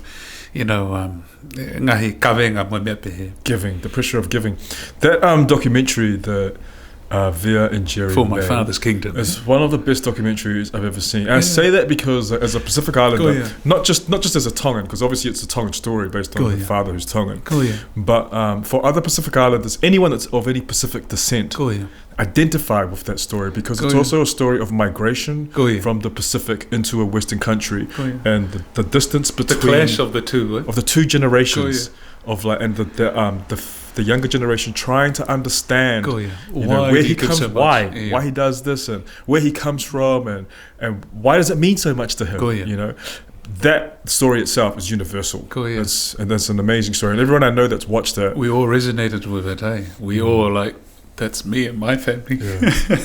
But it was also good as well to share the story so non-Tongans can also have an understanding. And nowadays we're all married into mixed families. My other half, she's a cookie. This is something that's not really a part of their culture, but it's very Tongan. Right. So it's good to have a window. Cook Islanders don't do this. I guess not so much. It varies. I mean, not it varies. You're in trouble. I love you. Mei taki mata. Kia ora na e kia manuia.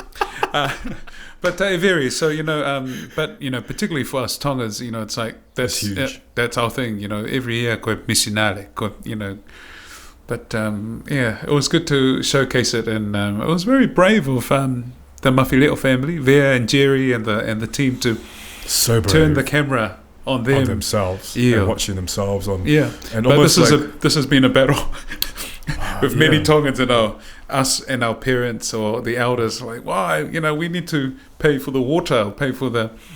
But it then reminded us of the pride when now whai oski verenga to do everything for the church, But the church can play a integral role and also saying to the families as well, koe whanua kehe, and we're in a different country and we realise you have bills at home as well. So we don't want to get into that situation where, you put everything into, all your eggs into one basket, and like the story in Australia, they've lost it, So we want to make sure that it's sustainable. I thought turning the camera back on themselves as a family and putting their own internal struggles on the screen and out for the world to see, like for anyone, regardless of who you are, that's a hard thing to do. Unless, and the difference is, like, we do see a lot of that, but we see a lot of that in reality television where they're signing up for it, they're making money for it. But this is like coming from an honest place. Like, and we all relate to it.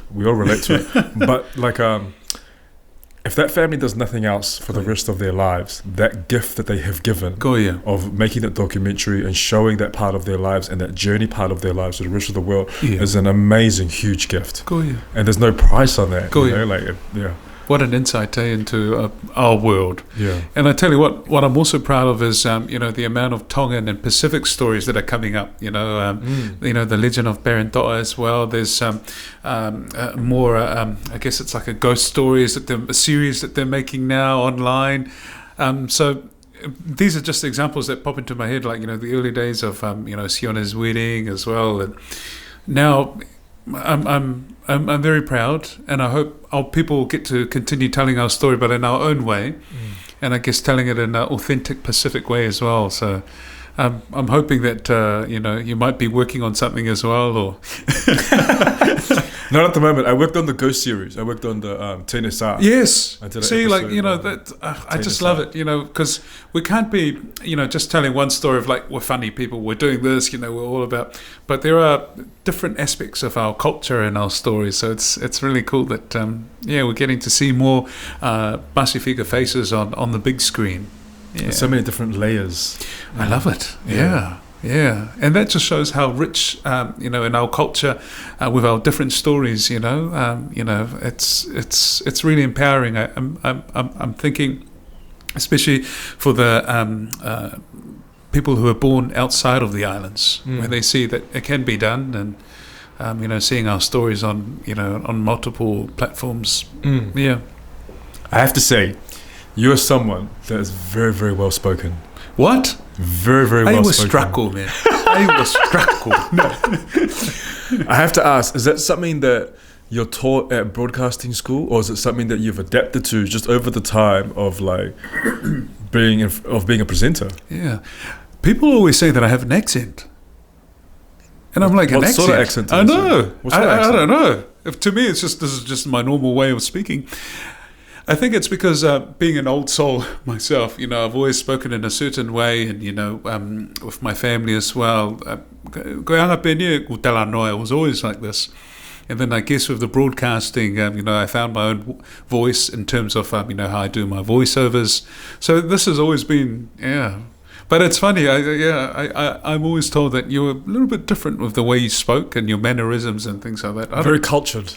Oh, thank you, sir. Very cultured. I concur with you. Sure.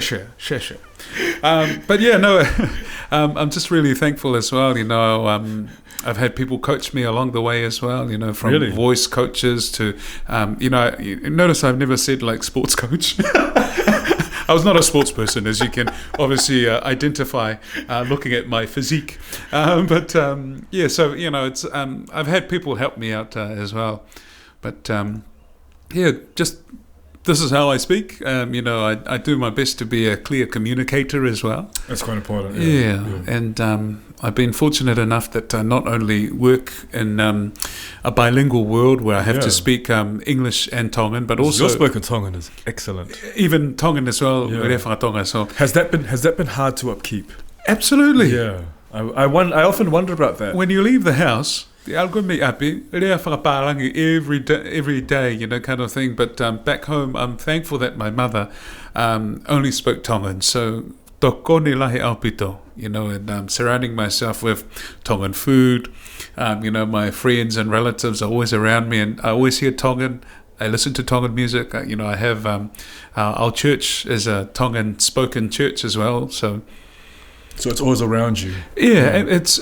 But you understand what I'm saying when I say that there's a like when you're speaking Tongan, you have to be really careful as well, because there's different levels of speech. Like there's the levels that you and I. There's 3 different levels of speech. Commoners, Nopere, and then everyone else. Yeah. So there's a different way that you and I communicate. And then takai.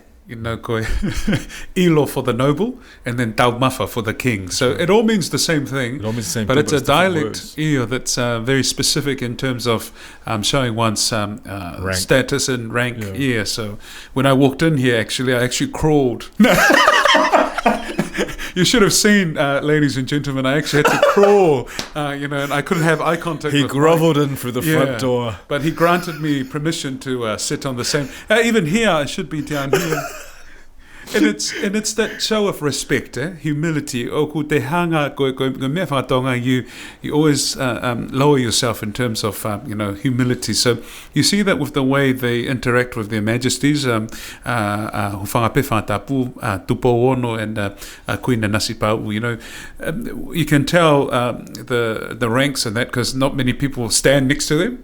When you're a Tongan, you kind of lower yourself. So some even go on their knees.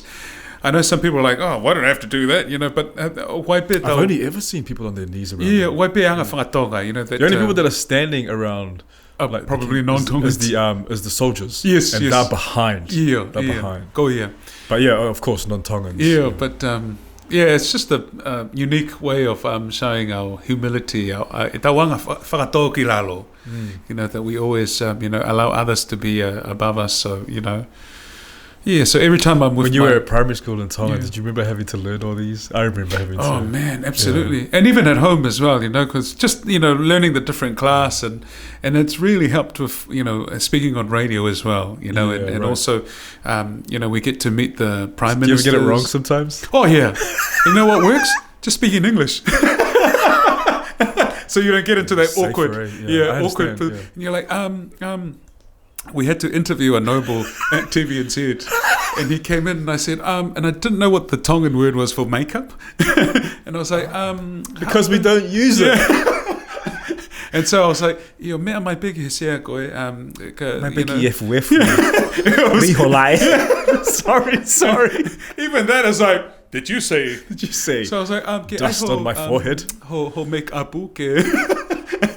So and it's funny you're bringing that up because we've added new terms like koviti. Whakautua is like a formal way of saying sickness or illness, not just puke in Tongan. But we're adding new words. Koe teknolosia, Facebook, koe tohi ata, some say. These are emaili. What about app? Koe app.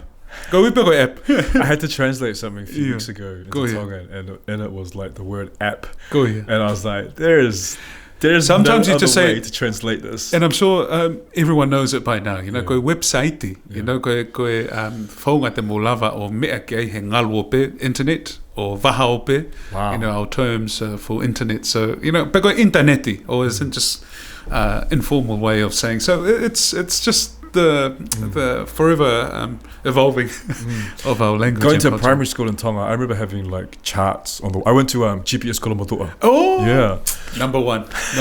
Let's go. And I remember having charts on the wall that we had to memorize. Wow. And it would be like kai ilo taumafa. Go, You yeah. remembered all like the different lingos for each rank, and you had to memorize them.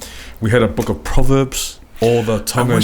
I'm getting a copy of a book of Ngahi Palo Veapi Whakatonga. Yeah. It's so beautiful. Memorize all of those. Oh, man. And the thing about that is that the Tongan language is is it metaphorical? Metaphorical, that's the word, eh? Heriaki. Yeah. Metaphorical. Where words are descriptive Go here. and less are they used directly. Go here. Got humility here. Right. We don't want to say things directly, go fear of, insulting someone. So, ke hange mai ha gardenia ho. Foto mai hange ha la'a, So we always try and, I guess not hide, but, we say it in a different way that, and that's used a lot in our music, you see, and you hear a lot of the old compositions, like gardenia, referring, this is Queen Charlotte's composition, referring to her consort, the late Prince Tungi, as the gardenia, but she talks about the flower, but they're It's actually up to your meaning. imagination. That's right. Yeah. So it's a beautiful technique and a unique way of communicating. So Also in the Tongan language, it's rude to ask directly what someone's name is, eh? yeah, I guess Do you think? yeah. Because I know there was a proverb for it, going lea whakaniwa for all. Oh, Whereas if you're too direct with someone, we digress. yeah, we are so different now. For both our mothers that are still listening Toko, to what's this your name, man? conversation. What's your name, Toko? I don't know why I went into an American accent. Goes so far off topic. Yeah. Anyway, the things that interest us, Yeah. I suppose, So it's up to us, you and I, us, if we pass that on to our kids. And there are aspects that I definitely will never ever lose without. Wow, okay then. As you can see, I'm resisting you pouring that. Malo apita. I noticed how you invited me, and then I'm the only one drinking the. What's your no. beverage? I would normally. Yes. This is a seltzer, which is, I think it's like 5%, but it's like a vodka mix. Oh, same. Okay. I still enjoy wine. I still enjoy ahead. red wine, Go ahead. but I find it sometimes for me just a little bit heavier. Oh, go Yeah. ahead. And at the moment I'm And you're training. like, At the hey. moment I'm training for a competition. Really? Yeah. Bodybuilding. Nah, I don't like bodybuilding. Right. I have so much respect for people that are bodybuilders. Yes.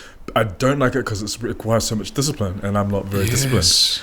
The food and everything, like we couldn't be eating this if I was a bodybuilder, So no, it's like a CrossFit competition where I'm in a team. Man, that's disgusting. How dare you It's a put bit your... rough. It's a bit rough. Wow. I enjoy being part of a team, and You know what? CrossFit, I've done stories on CrossFit, yeah, and I'm just like, wow, this is, taking the human body and strength to another level. extreme, yeah. That and the strongman is like, wow. Our people are really, really good at it, And they don't know it. yeah, yeah. Some of them don't realize that their strengths, I've met some Pacific people doing the strongman, it's just like, they give it a go. I was like, oh, actually, I'm really good at this. Yeah. Yeah. It's amazing. Going forward, I think Pacific Islanders here in New Zealand, Pacific Islanders Māori, Go ahead. gonna dominate the CrossFit sport like you wouldn't believe. Genetically, it's already there. Cool, yeah. Genetically, it's already there. It's just about enhancing like their lung capacity and their ability to like work longer under pressure. But they've already got like the strength and everything's already there. Their core values, the core strength is already there. I'm sure you have to be disciplined with that.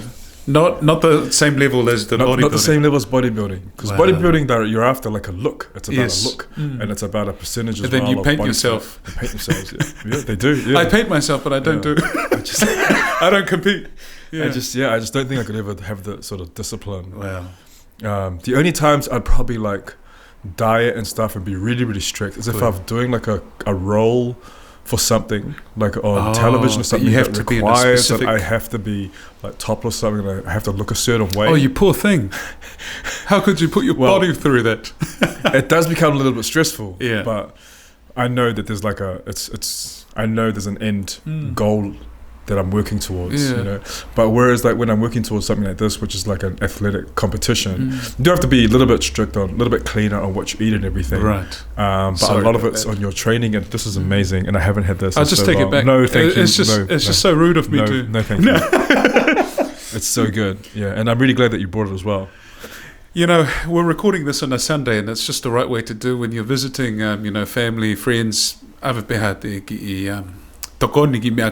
a Sunday afternoon, yeah. Mea kai for us, you know. I mean, sorry for you, guys. Ilo. Nobility. The other thing as well that doesn't surprise me, but surprises others when I tell them, is that like Tonga is so patriotic that when I was in primary school, we had to learn and study. All the like I knew the colours of the flag and what they meant at a very, very young age.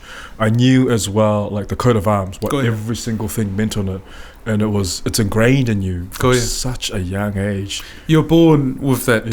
O tua mo tonga ko hok tofia. God and Tonga are my inheritance. So everyone, we're already born with that mentality, you know. So and the history and everything is taught to you at such a young age. The only Pacific monarch that survived these many years, you know, we're up to our 6th monarch. You know, the fact that not many, you know, whakaawhao when you think of Hawaii, you know, with their monarch over there as well. Very sad that I think it was like a couple of American businessmen or something like that overthrew. You know, they made the decision. Yeah. So it's unfortunate, but you know, there's traditionally there's still the different nobility families in Fiji, Samoa. You know, the head of state. You know, they still have the kauho'eki, so they're still part of that. But Tonga's still got a royal family. So there's pros and cons to that. You agree? Absolutely. There's pros and cons to that. Absolutely. But I would rather it be the way it is now Good. than it to be completely colonized and be run around. We've come a long way with the democratic movement in Tonga, and you know, it's very different from how Tonga was in the past. I think the riots had a lot to do with that. That was massive. I was in high school when I heard about that. Right. That was scary. Yeah. And these are things you never ever expect to happen in such a place where you regarded it as the Friendly Islands, peaceful. You know, it's a small island, but I guess, you know, that goes to show how much people are passionate about change and, you know, their political views. So I do hope that we don't end up in that situation again, you know, and other political events in the Pacific region as well, in Fiji and Samoa. You know, even Samoa, you know, this week, you know, with their... Big week for them. Absolutely. Yeah. You know, so, it's changing times. Yeah. I saw something that you posted on Facebook. A declaration that the Parliament House in Samoa, would it be opened? No. So remain the closed. head of state said we're going to open on Monday, right? And then late at night we're gonna suspend it until further notice. Why is that? It's their politics, obviously. Politics, yeah. And obviously, I don't know her name, but the lady has taken over now. Fiame. Yeah. Supposed to all happen on that Monday. Oh, I see. And then now the head of state said, "Oh no, actually no, I've changed my mind." Who's the head of state? The current head of state. Yep. So he replaced the former head of state, Tupua Tamasese. The current head of state of Samoa. whānau. I can't. We know that guy. We know that guy. You know. Yeah. Oh, tulo, whātulo what. But interesting time, in the Pacific, especially for Samoa now, because the ruling party have been in power for such a long time. So I'm talking about the Prime Minister Tuilaipa Sailele Malile Ngaoi, and now that he's got a fierce opposition now, and you can sense it in Samoa and with the Samoans overseas as well, how much support that they are putting towards this new fast parties. We'll see. It'll be all revealed in the coming days. Change again. Yeah. But we have to make change in a peaceful manner as well. 100%. We don't want to go through, other situations in different parts of the Pacific where... That's right. You have to use, force. It's always the last resort. No, And hardly ever there's a good outcome when we resort absolutely. to that. And, doing it that way is just so bad. It's disrespectful to what our ancestors did to help get the country to the way it is, and it affects so many lives. Absolutely, and we don't want to lose any lives. I just hope whatever decisions that happen in Samoa and across the Pacific, that things are sorted out peacefully. I'm going to pause this for a second because Yes. I need to use the bathroom. Really? I sure do. You're going to the the bathroom? It'll give me a time to eat, actually. Introduced me to this really incredible sweet wine. I can't remember what it was, but I was like, wow, you've really enlightened me with your... a really incredible sweet wine. It was like really a dessert nice. wine? Dessert wine. Dessert wine. I can't remember the name, but it was so evil. It'd be like a late harvest Riesling. I think they're like Riesling. botrytis grapes, but they're extra sweet. They're used as like a dessert wine. People sometimes have them at the end of a meal. Goya. You can. So do evil. you still have some of them, or no? No, I'm just a red man. Yeah. I really Nothing should, wrong with being a red man. I should really live a little, and Do you sip on other things as well, like any whiskies or? So my other half, she's a whiskey. She loves her whiskey. Okay. Yeah. So I don't mind a bit of a Hendrix with gin and tonic. That and some cucumbers and some lime on the top and just some cute little things. But yeah, that's really, and then vodka as well, some Grey Goose and like the cranberry, so Ciroc. yes, Ciroc. The coconut flavor is my go-to. But yeah, I need to really change my diet. No, there's nothing wrong with living In proportion. Everything in proportion. You were talking to me before about that you didn't have a coach for sports. You had a voice coach. That's right. Go yeah. But you enjoy cycling. Yes. Yeah. Why, thank you so much, Michael, for bringing that up. Being the athlete that I am. So I went into cycling really late. So I do the road cycling. So one of my bosses at work, John Utanga, he's an Ironman. He's done the Ironman event. So this is swim, bike, run. Isn't he amazing? Because he lost a whole lot of Yes, weight. Yeah. and he's still walking the talk. And so he got us into cycling. Thanks. So they kind of forced me to get a bike. Right. So I got myself an Avanti road bike, and for many years it sat in my laundry room. Didn't do much with it. But as of recent, I've trained for an event at the Coromandel. So it's the K1 race. Okay. So this is the K1 is like a training session for the athletes, but it's a big deal for me, who's not an athlete. And it's over 100 Ks of cycling, and there's some mammoth hills along the way as well. So You've done this, or you're training for it? I've done it. Wow. So we only made it to 70 Ks, and the body said, no, Okay. not today, bro, not today. So we couldn't finish it, but we are aiming for another event later on in the year in Taupo, which is, I think, 160, and way longer than this first one. So it's really good, and it's taught me to, discipline, that thing that comes with sport, learning to, be better and eat healthier. But also, I've lost a bit of weight during it as well, doing the training. So I would cycle 20 to 40 Ks as a training, and it was just like a normal thing because my body was, really acclimatized to the long distance. Right. So, I would go from home and over to Mangere Bridge, Puketutu Island, go towards the airport, Puhinui Road, and come back. And sometimes we'll go to Mission Bay, so from home, or Tahuhu. That's a long. So Mission Bay and back, so that's about a 50 return. How long does it take you? 2 hours. There and back. So it's long. It takes us a while. So yeah, we're not really good cyclists, but we do it. When you did your 70K, how long did that take? That was... and I do know that the terrain around the Coroman as well. I tell you what, not just the hills, but it rained. Oh, shit. And one thing we weren't prepared for was the weather. So when it rains out there, it can flood. Yes, and it was the wind as well. It didn't help. So we started training from January right up to the competition. So this was a month or so ago. And...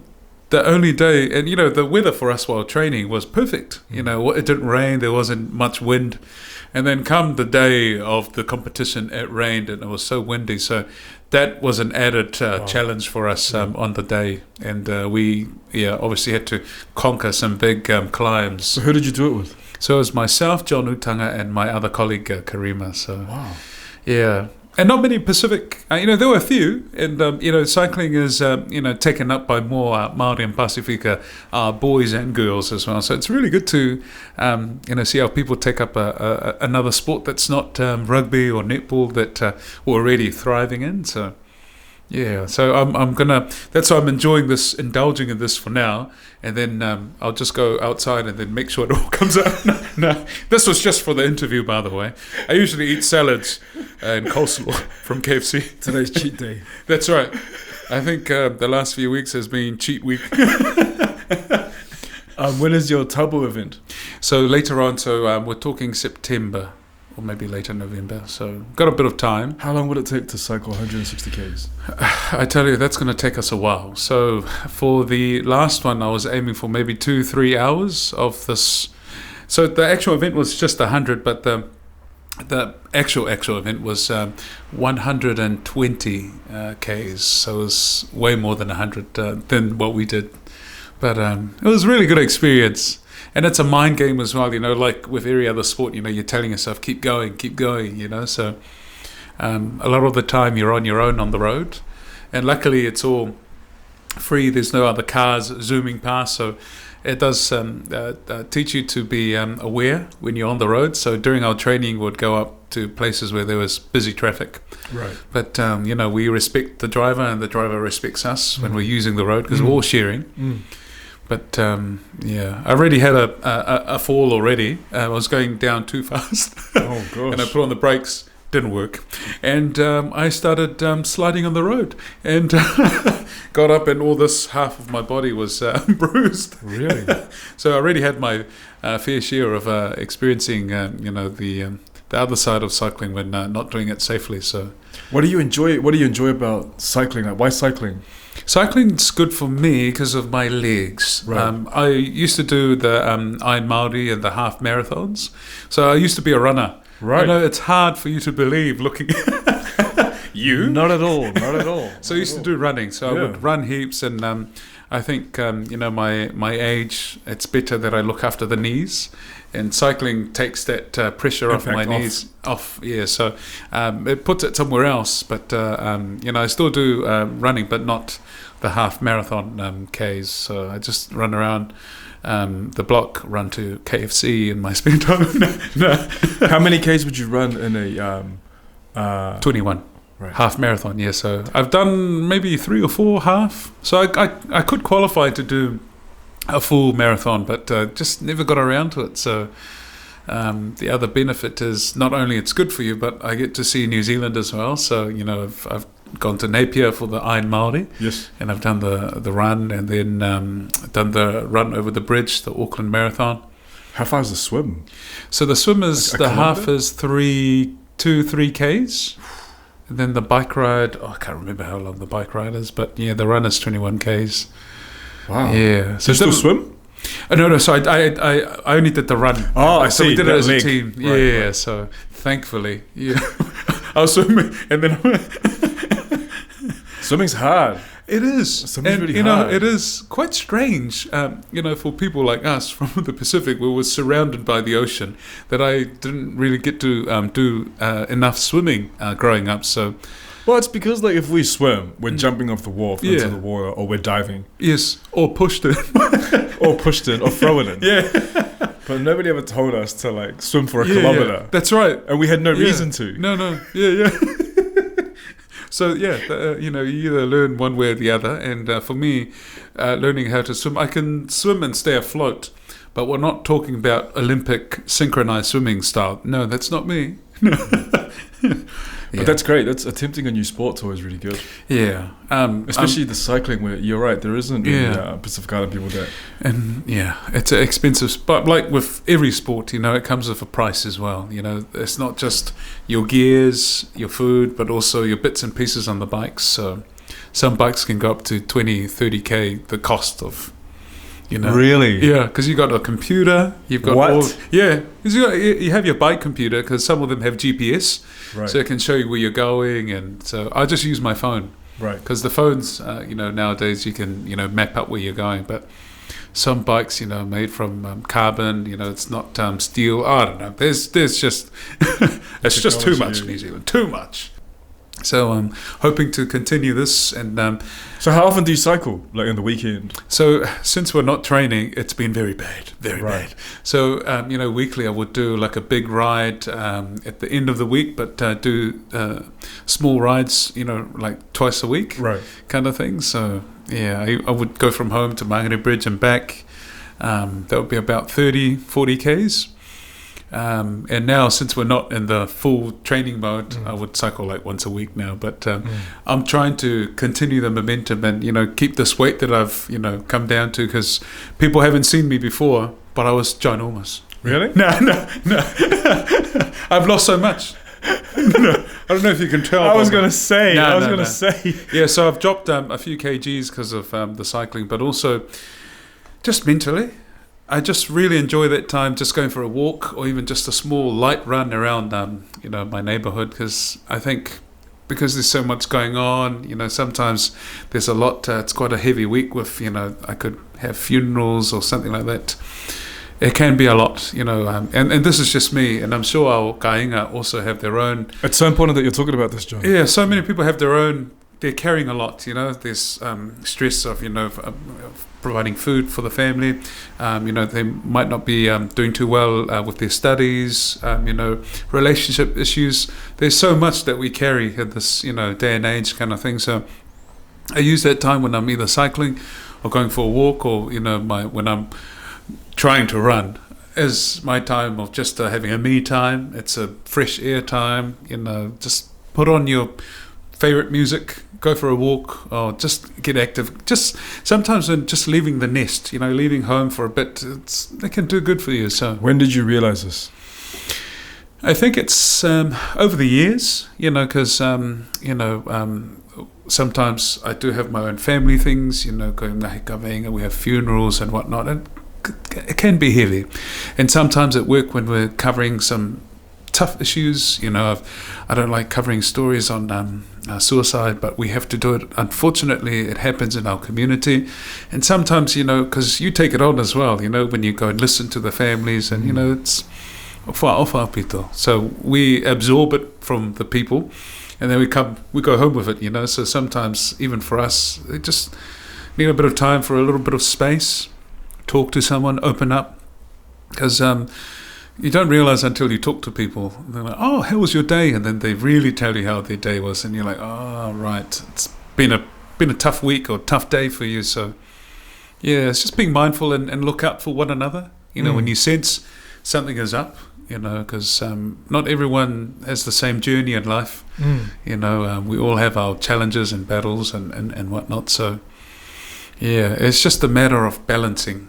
I think it's so important that you talk about that, because I think often sometimes as well, some of our people probably feel guilty, or they feel like it's being selfish having that time to either exercise Oh yeah. when they should be committed to their families or should be doing something else. But understanding more and more that it's not a selfish thing, It's about stabilizing yourself, refocusing on like where you're at, taking stock mentally of where you're at as well. And sometimes you just need the time as well to sort of, you solve things in your mind when you're working out or when you're training or when you're cycling, whatever you're doing, you know, it gives you time to like breathe. True.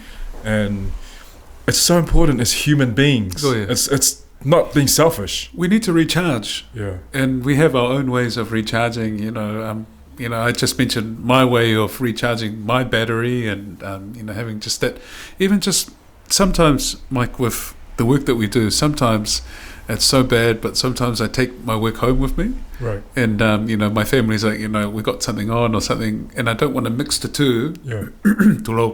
So sometimes I just switch my phone off or put it on airplane mode. So that means I dedicate my time to my better half, my family, because, you know, family time is also another way of recharging, you know. Well, it depends, you know. Depends what sort of family you're from. Sometimes family can be like, excuse me, I'm going to put my headphones on. I'm going for a walk. I'm doing 100k run. See, that's true as well. So sometimes you just all about yourself. Sometimes you do need that little time just to have a little fresh, you know, air, breathe, just go for a little walk and talk to someone as well. It is important to talk because sometimes, you know, we both know, you know, don't open up and, you know, be, you know, soft or hold on to your problems. Don't go, you know, go to, you know, be brave and say, I'm struggling. I have a problem or whatever it is. You know, because, with myself as well, sometimes, as I mentioned, you know, you juggle so many things. And, you know, with the work that I do as well, I wear many hats, you know, whether it's community, family, and sometimes they all kind of, you know, overlap each other kind of thing. But I've been blessed that, you know, my family respect that. You know, in the beginning, there's so much going on, you know, and do a bit of travel as well. So it's quite a busy lifestyle, but it's what I chose to do. And I absolutely love what I do as well. But taking care of your well-being as well, you know, is so crucial. 100%. So crucial. For everyone out there listening to this, I can't vouch for that enough. You can't take care of other people until you take care of yourself. Yes. If you don't take care of yourself, you can't take care of other people. And if you're listening to this and you're a mother or you're a father or you're anyone that's in any sort of position of responsibility and you've got people that depend on you, you have to look after yourself. See, that's your family. Go for it. Hello? So just in the middle of the podcast. Yeah. I'll text you soon, eh? Mm-hmm. I'll text you soon. Thank you. That's my lovely wife. She's like, oh, you're still going. Can you tell John to hurry up and go? I thought this was in silent. Michael, let me tell you about the rules of broadcasting. What? Obviously, we're in a garage. No, don't worry, I've done that. And that's my thing, you know. Does that happen to you? Has it? And it happened to me when I was interviewing Princess Pulu. This is the king's only sister. And our sisters are elevated higher than brothers. So she's quite high up, you know. She's the princess regent. And we were doing an interview, and we've been waiting for this one time to interview, Princess Pulu. And they said, are you free in like 5 minutes to set up? We're like, 5 minutes? So we rushed to this place, set it up, and we're drenched, sweating. You know, Tongan climate is afuapito. And then she came up, then sat down. We're like doing the microphone, you know, we're nervous, you know, first time doing a sit-down interview. They were like, so started talking, and then the phone rang during the interview, and I thought, and you're live? We're recording, yeah. So we're like, I was like, whose phone is that? We're like, who would leave their phone on during an interview? Who would do that? Who would do that? And it was my phone. And I said, who was calling? Oh my God, it was someone from the radio ringing for an interview. And I thought, oh my gosh, why didn't I? What did she say? Can you do an interview about, because it was the late Queen Mother, Halaiwalu Mata'aho's 90th birthday. So they just wanted a little chat about. I was like, oh no, the one time. Because I'm like a real police when it comes to. So you answered it as well. I was like, I'm kind of... Excuse me, Your Royal Highness. Yeah. It's very urgent. So they're like, later. So I had to apologise. And she said, I would have answered and said, no, we cannot transport the heart today. I do not want KFC. I told you. So yeah, that was So don't worry, it's absolutely normal. And she was very polite. I mean, she was very welcoming to the idea that that I had my phone on, and I said, "I'm very sorry, Your Highness. I'm so sorry about that." And she said, "It's all right. That's why I don't have a phone." Oh wow! Well, just because you showed your commitment, but also a last minute warning to do an interview of that magnitude, because that's absolutely. We're all nervous. We had like a small window to set up this place for the interview. Nick Minute, tatangi telefoni. Oh Yahweh! I just felt my heart. I was please not be my phone. Please not be my phone. And it just kept ringing and ringing. Whose ringtone is it? No, no, it's just a normal old phone for those Apple phone users. It wasn't anything gangster or anything. Imagine if it was. Doggy dog. Who is that? Who would be listening to that? I remember those ringtones, man, that would happen. And some of them would be really bad. Some of them would be real graphic music. Yes. No, what was yours? Did you ever have one? I was just trying to think, but I don't think I ever did it. A memorable ringtone? No. I just keep mine, basic to the old phone sound. But the problem is, when it rings, everyone else in the office all have the same ringtone. I know. Yeah, so it is annoying annoying as well. But I remember one guy at the radio, we did an interview and his phone rang. And he didn't know how to put it on silent. So he just... he threw it on the floor. He was like, excuse me. And he was like, he smashed it? Yeah. So yeah. His own phone. His own phone. Snoop Dogg. Wow. Okay. Eh? That's how we roll. We're just like, I'm sick of this phone. I'm sick of the latest technology. I'm going to get another one. How dare somebody call me? Hey. That was so funny. But it didn't stop the ringing though. Snoop Dogg. I don't know what it's still going. Still going. Snoop Dogg. What were we talking about? Yes, what we were talking about before was... Sorry, I really went off track there. We always digress. Sorry. I blame the Lucipi. It was good, Lucipi. Thank you so much for bringing it. I wish I could say that I made it, but I was part of the transportation of that. You were part of the transportation for that. No, that's right. What we were talking about was, so important to take care of yourselves before you can take care of other people. Yeah. And taking that time to rebalance yourself. And I do it as well when I'm training. What's your way of... training. That's your way of... I have to train, yeah. That's your way of... I can't go probably more than 2 days without training. Wow. If I'm on the road, if I'm traveling, I train in my hotel room. Yep. It sounds good and everything, but it's what I know I need to do. So it's not even like it's disciplined or anything. How do you get motivated? Music. I have like different playlists and stuff. Because some mornings... I know. Like I'm like pico. I'm like I know. I'll just press snooze on my phone and just continue. Yeah. But what gets you... Music, and also like I just know that if I do it now, I feel better. I feel so much better afterwards, and I do. I notice it when I'm not training. I notice it. It's almost like I feel like I'm a caged tiger or something. Yeah, like I just get wanting to convoluted. I feel muggy, like muddled up a little bit. But I have the same guilt feeling when I don't cycle. I'm like, I haven't been going for a while. Yeah. But for me, sorry, but it's my passport for the future, because I've covered so many stories on people with dialysis, people passing away too early. Yeah. And, this is just my way of trying to live longer. So I know we were laughing about the training and that, but it's actually in the long run. Here I am again with my puns. It's my way of obviously securing my future and hopefully being a healthier body, so that I'm able to be here for my family. And also. And it doesn't have to be anything extremely extraneous.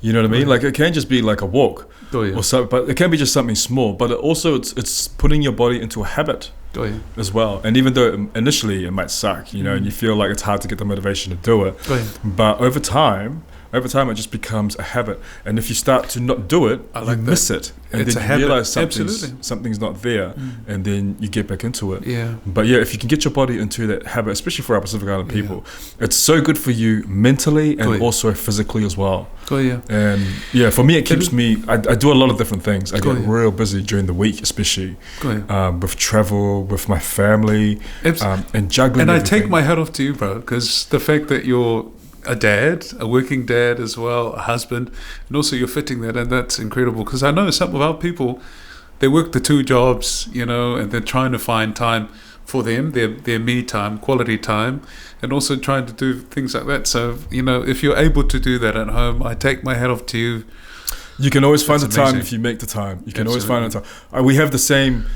Everyone on this earth is given the same 24 hours. What you do in that 24 hours is up to you.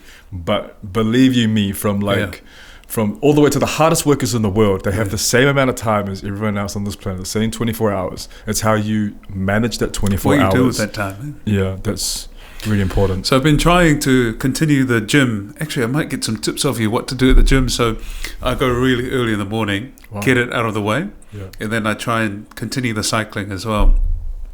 Ka koe whengai peke palanisi lele, because at the moment, I think I'm doing more the eating rather than the... Do you ever get that? Do you just... I always know. See, like I eat food that sometimes isn't probably the most healthiest, Right. but I don't have it often. Yes. Or if I do have it, I have it like probably not as much proportion as I used to in the past. I just have little bits and pieces of it here and there. Yes. So it's always like proportion. What goes in must come out. Yes. So if you're gonna overindulge in something, have that be prepared. fried You're gonna have chicken. to burn it. You're Yes. gonna have to work extra hard. Well, I regret it on the bike when I'm struggling Yeah, up right. the You hill. feel I'm it. like, oh, why did I do that? It's funny, how you can feel it, eh? Yes. You feel. Do you think that's more mental? Sometimes I wonder if it's just my guilt catching There up. is a mental thing, eh? But you do feel heavier. You feel a bit slower. Yeah. But at least you're doing something. Yeah. You know? Yeah. No, so I definitely encourage, my own household as well as everyone else, if you get a time to just get out and about. It is sad, when we're talking about some of the health stats, our people are always at the lower end, whakawhapito, but most of the time, some of the conditions are preventable. And so I'm trying my bit to be a role model, not just for my household as well, but sharing it as well on social media. And people are saying, inspiration. The way I said that. I was like, inspiration. An inspiration for them as well. So It's so important. My father passed away when he was 41. Oh my 41. God. Too young. Didn't drink, didn't smoke. Wow. Exercised, I think, probably every morning or every second morning. Yeah, but from his diet. Yeah. From his diet. So the food that he was eating built up the fat inside the veins and instigated a heart attack while he was on a conference in Taiwan. Wow. And so Taiwan had a heart attack that was at 41. Mate, too soon. Oh, I'm yeah. sorry to hear that. Wow. That's life. But yeah, our people, Goia. like you have to understand, I am, 3 years away from that age. Goia. You know what I mean? Like, Wow. that's real close. But it's not lost, that fact is not lost on me. And being vigilant about what we eat and, how we use our bodies and also our genetic makeup. Yes. Such a big part, that we have to work with. Because more often than not, it sort of works against if we're eating foods that, that collide with it. Goia. But yeah.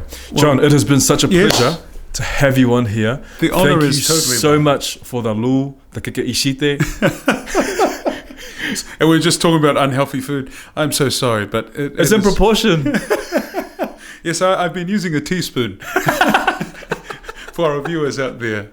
But no, I'm very honoured. Thank you so much. You've had some amazing guests on your show, so I thank you for lowering your standards to fit me in to be part of your segments. And I wish you the very best with the rest of your program. I love it. So good. I love it. Ovato toko. Off atu. Cheers, brother. Cheers, my friend. Till next time. Gather round, until that mic on Man, mic. that wine is mighty Until fine. that Eh? mic It sure on is. mic. It sure is. Yeah, Garage drinks with Mike.